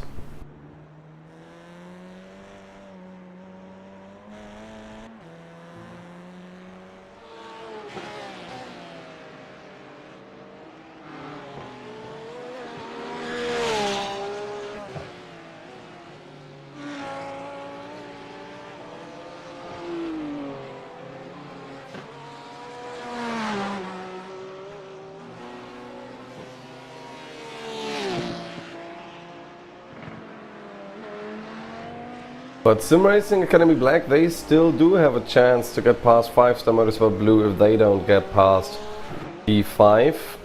Because Sim Racing Academy Black is gaining on them 4 seconds, 1.5 and then 2.6. So not all hope is lost yet.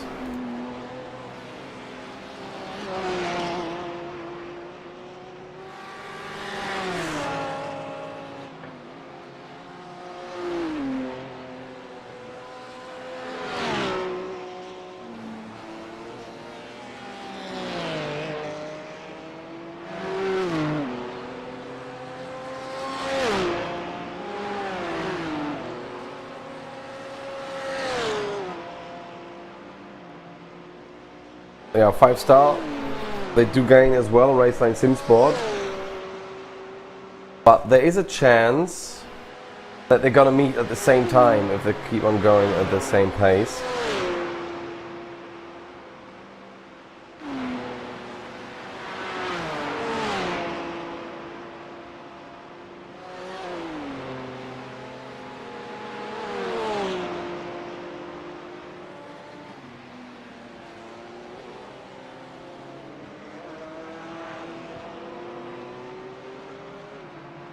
Three seconds between those two. Maximilian Fritz trying to gain before he gets passed by before mentioned Mario Yuri. Still has some way to go, 3 seconds on the last lap. Mario Yuri on screen now on your right side. The 6th position is Maximilian Fritz on the left.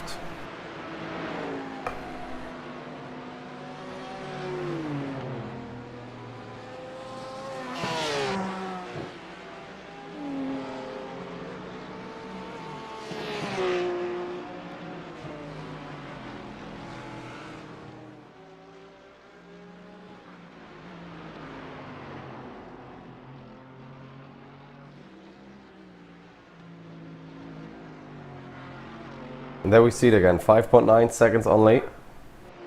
2.685 seconds in lap 19 and even 4 in lap 17, while 5-star Motorsport Blue, they're quite consistent at the moment. Think about it, over 25 kilometers.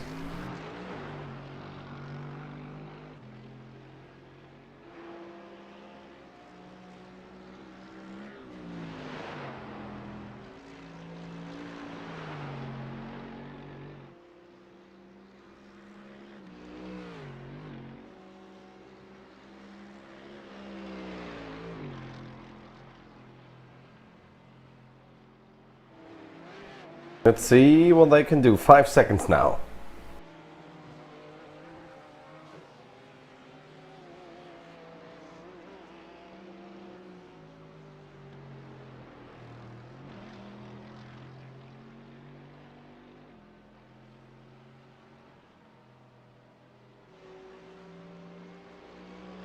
And it's getting closer and closer between those. Not sure how long they can keep this up.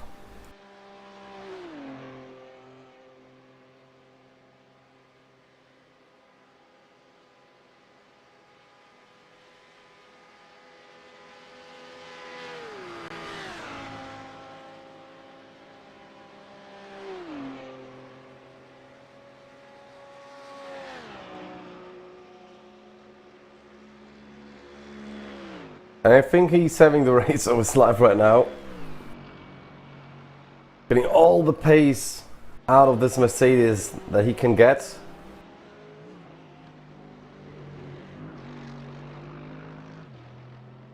Gap between those getting closer and closer every minute. Now you can see them both together on the straight finish line. With about 2 laps to go.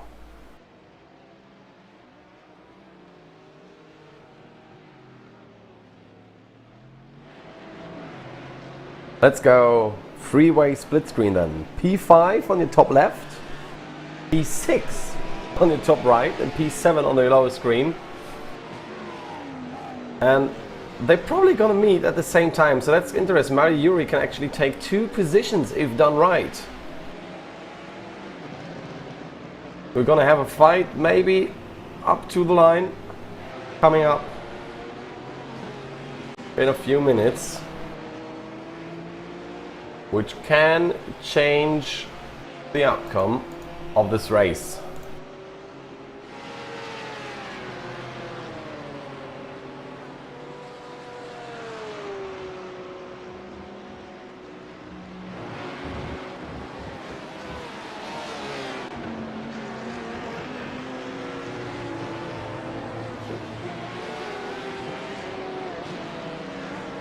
Let's see, we see them on our screen. First one comes around the corner, second one comes around the corner, third one comes around the corner. They're all closing in now. And thanks to our production, we're gonna see all of it.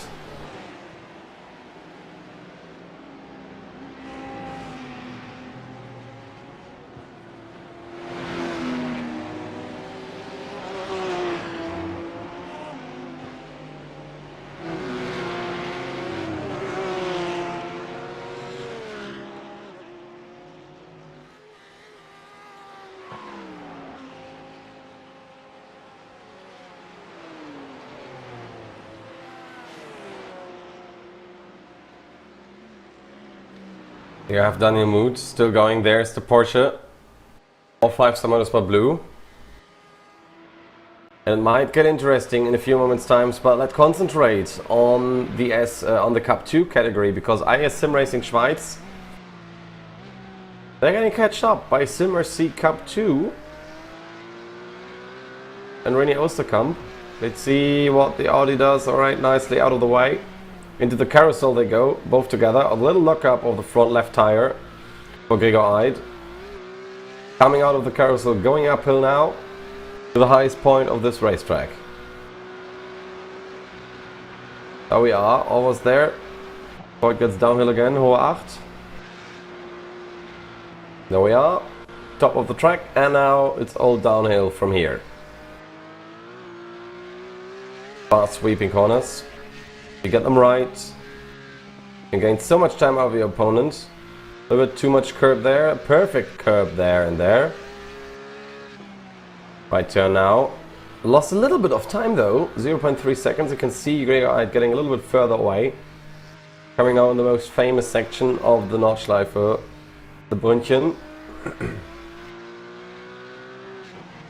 Far on the outside curb, don't touch the inside here, take a lot of it on the outside though. Same thing on the right side, you can cut quite hardly across there. Nicely done. Still no time gained, both at the moment about the same pace. Our first jump. There we go. Blind corner coming up here. And the very blind second jump. You have to a little lean in there. And he lost quite a lot of time. He was playing it safe through those turns. 1 second. 0.9, it's now all about these next 3 corners. If they can catch up enough to do the overtake already, or if they have to stay behind for another lap or 2. We are on the second last lap for the SP9s. Oh, very nice exit there from Osterkamp. A little bit of a mistake from Gregor Eid. Nothing he can do about that one. Not now though. Ah, and this weaving. This weaving is costing more time than it gives you braking the slipstream. I still don't like it. Yeah, now he notices it. There's no point. He's coming in there anyway. He's going to the inside now of Antonius Bucher. And he's passed before the chicane happens. Let's see who's brave on the brakes. Well, it's René Osterkamp, who is now the lead in the Cup 2 category in the Porsches. Leading into the second last lap for the Cup 2 category.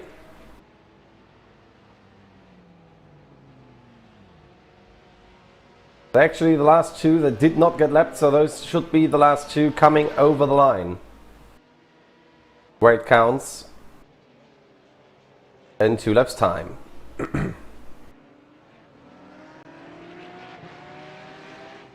as Urano Esports are away 20 seconds only in front of Heusingwald, are about to start their last lap. They should be coming on the Döttinger Höhe now, or should be on there already.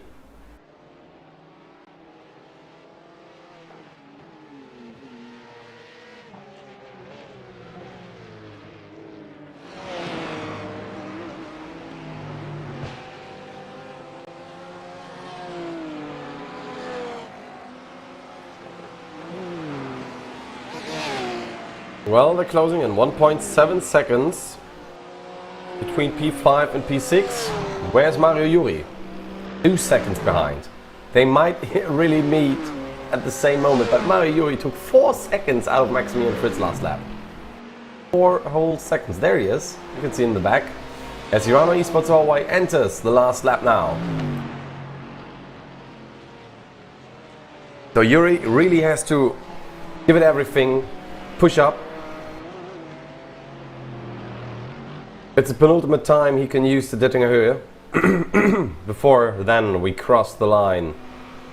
See who will come up as the hero of this situation. I look back, not from the past, but from the vehicle of Raceline Sim Sports. Looking at the Porsche and now the BMW, you can see them both coming up. And he does know, he sees the relative screen in his car. It is going to be a close one. He will see 1.3, but it's gonna close in. We'll see 1.3 and then maybe 4 seconds. Let's look then another time at the SP3T. Michael Schöttler and Marcel T doing a very relaxed run.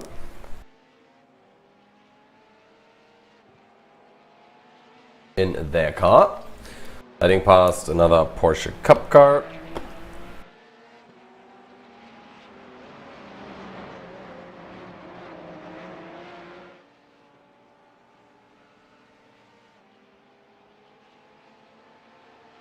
One second between them, and let me look at their ranking at the moment. Wow, we still look Gregor-eyed, not giving up on René Osterkamp. So the 4-4 car is currently leading in the championship, so it would make sense to let the 401 car ahead, maybe. Since Schubert Motorsport GT4 doesn't take any points, I think, tonight.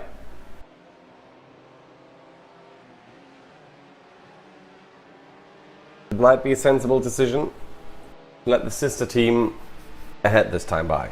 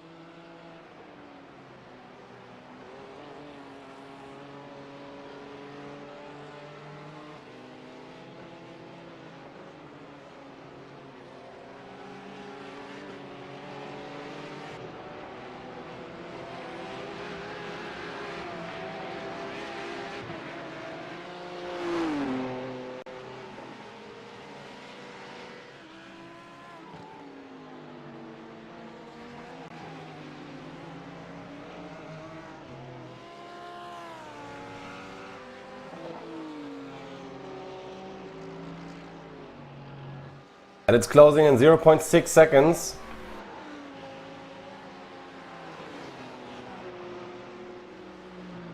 Which would well be enough.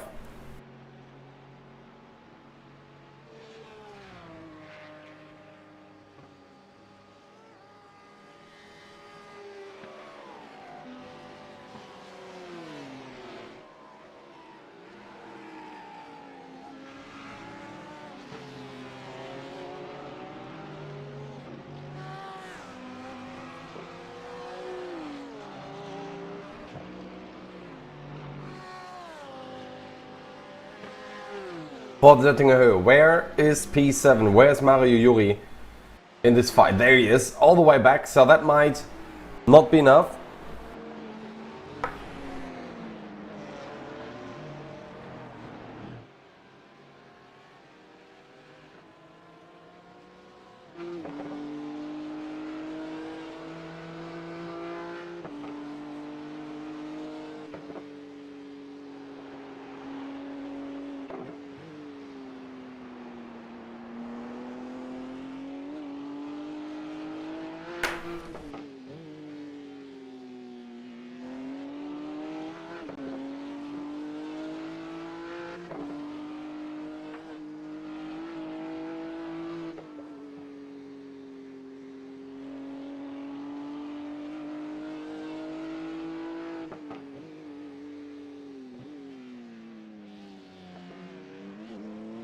.2 seconds.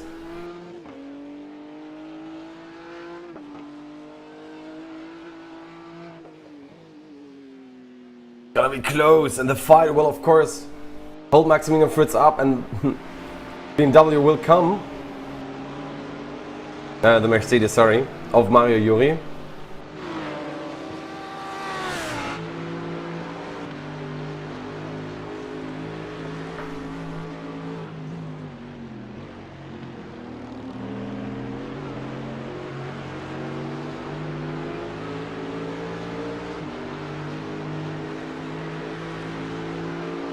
There's the try, and you can see on the left side from the view of Juri how close this is gonna get, and you can see the Porsche got the overlap just by a margin, and he might get that done.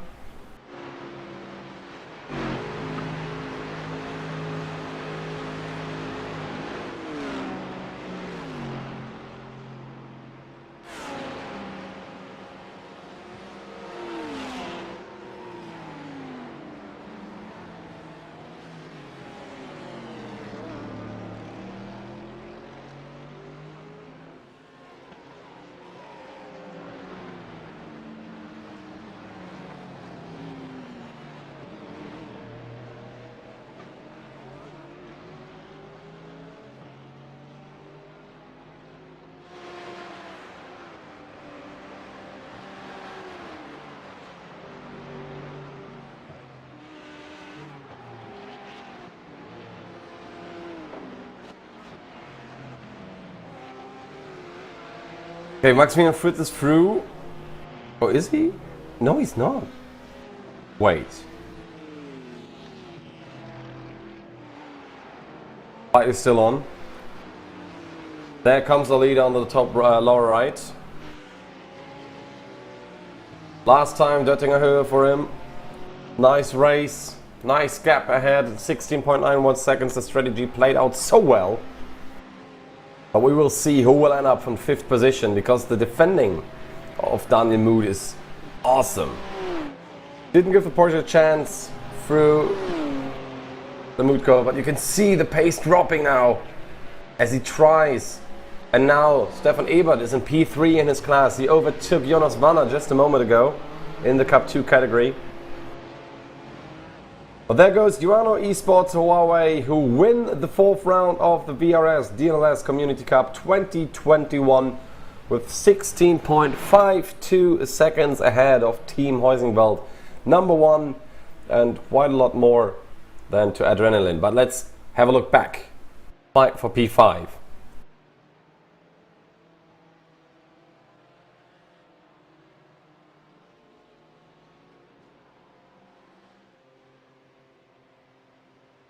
There's the fight for P3, Stefan Ebert. There's P3. But there's the attack back from Jonas Wanner, and who's overtaking again for P3, and this fight is not over yet, I guess. Let's see who will break later. Who will try another thing, going for the podium position. And it's not gonna happen, I think. And that will be it. And it will be Jonas Wanner coming back home in 3rd position, or will it? Yes, it will be, just ahead of Stefan Ebert. What a nice fight we've seen there. But now there's the attack from Mario Juri for 6th position. Daniel Mood, with a lot of luck, more little contact there between the Porsche and the Mercedes. Mario Juri not really happy with that one, obviously. But in the end, they stay as they came. Daniel Muth ahead of Maximilian Fritz and Mario Juri. Your positions 5 through 7. And what a race that was from them. Awesome. Just awesome. In the end. That's how you want to see a race turn out. Mario Juri not looking very happy. There's the number 69 car of Vasilios Valesiotis.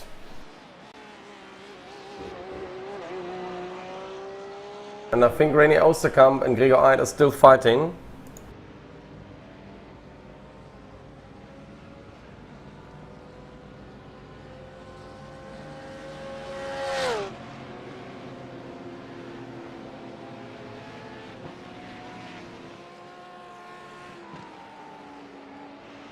As both of Team Heisenwelds is still driving along, having a nice joyride.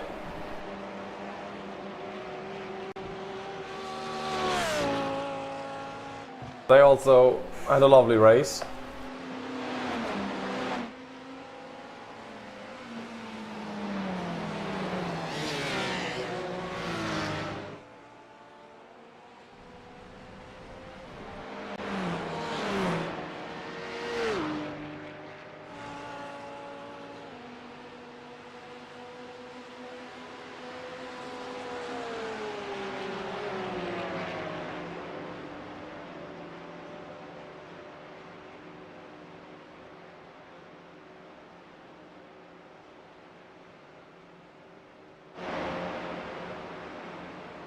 We're still at the halfway mark, so still got 4 minutes to go.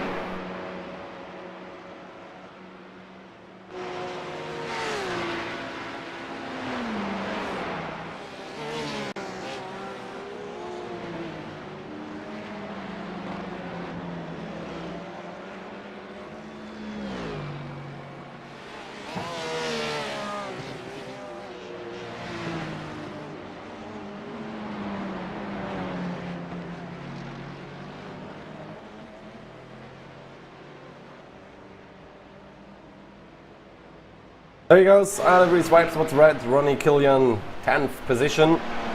Gained that one in the last lap.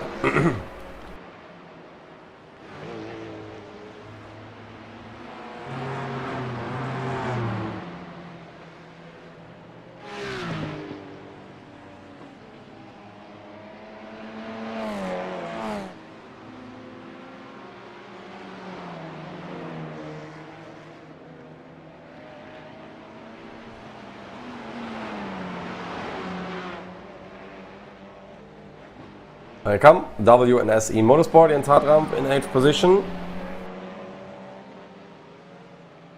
There's the 3rd position, Jan Radke, Adrenaline E-Motorsport GT4 coming over the line as well on his BMW M4 GT4.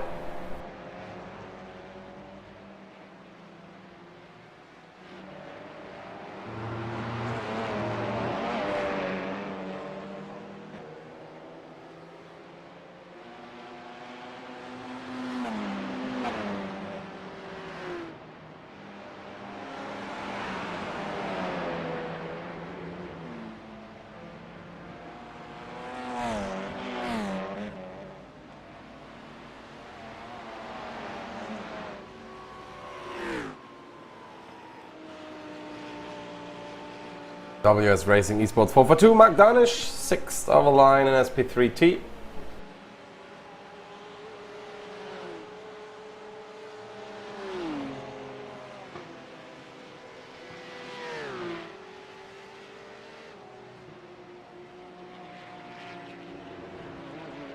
Sim Racing Academy 1 and 13th as we still look at the SP3T coming now on the Dessinger. Take your time, guys. Relax. All the time in the world.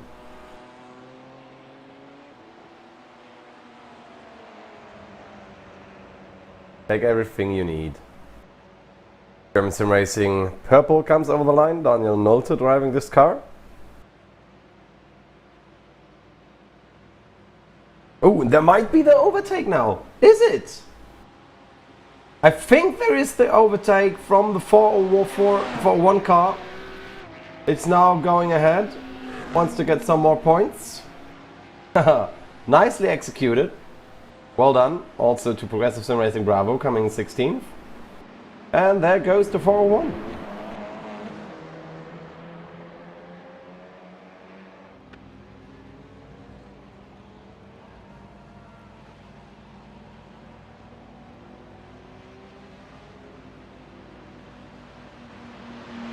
Nice. Muscle T. They do exactly what I thought they would do. With their cars coming in. Switch rounds to get the 401 more points. As we got more cars coming over the line.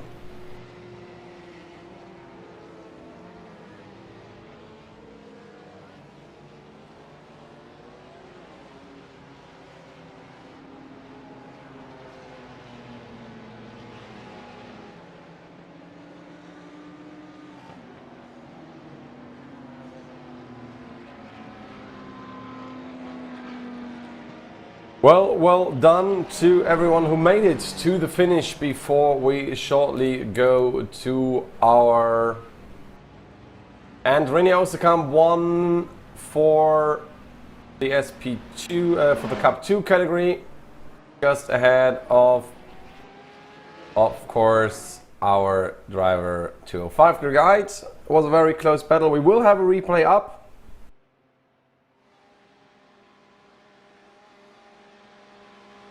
Later on from a fight from P5.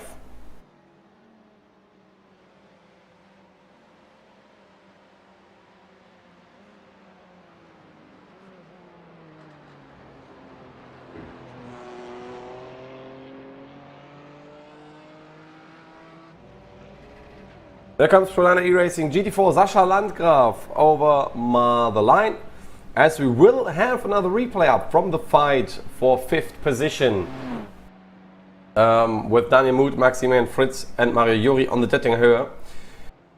It's gonna queued up by our production, namely Ricardo Edelman, who's doing a stellar job tonight of showing us everything what happens. But let's look at it again. You got Daniel Muth in front of the BMW, then you got 6th position for Maximilian Fritz, 5-star Motorsport Blue, and just behind the Mercedes of Mario Juri. So it's a free constructors battle. You can see that the Porsche didn't get as much of a run as he wished for. Again, this boring childish weaving.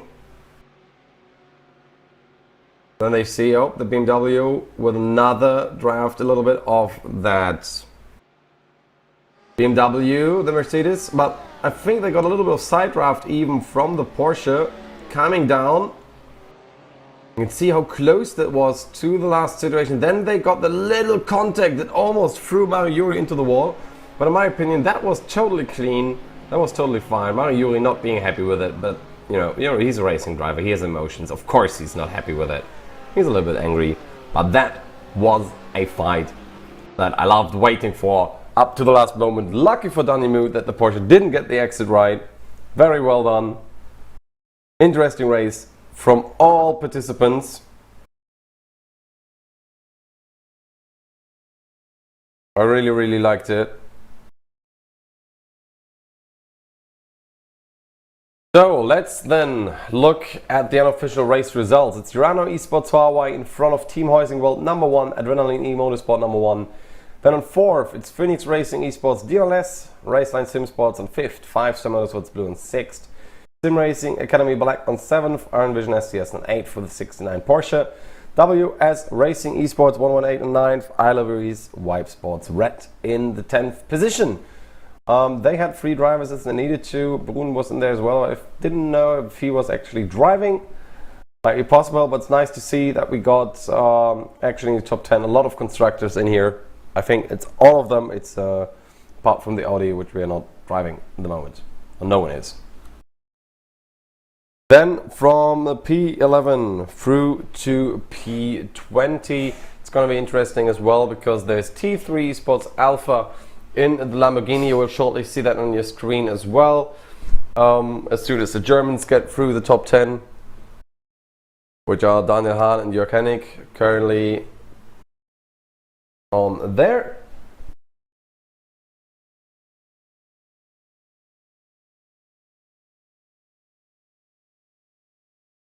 There we go, T3 Esports Alpha, Atal Motorsport, DNLS in 12th position, Sim Racing Academy White then.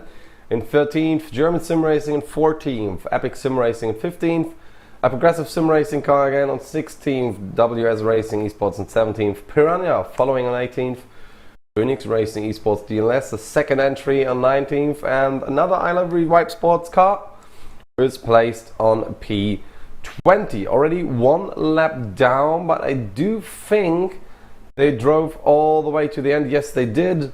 But there goes Urano Esports Heineken Media, who had that massive crash. They didn't keep on racing there. SimScene then on 22nd. And on 23rd, we got, of course, Team Race Gitter. SimRC Cup then, 4 seconds ahead of IES Sim Racing Schweiz Cup. So that battle went over very quickly.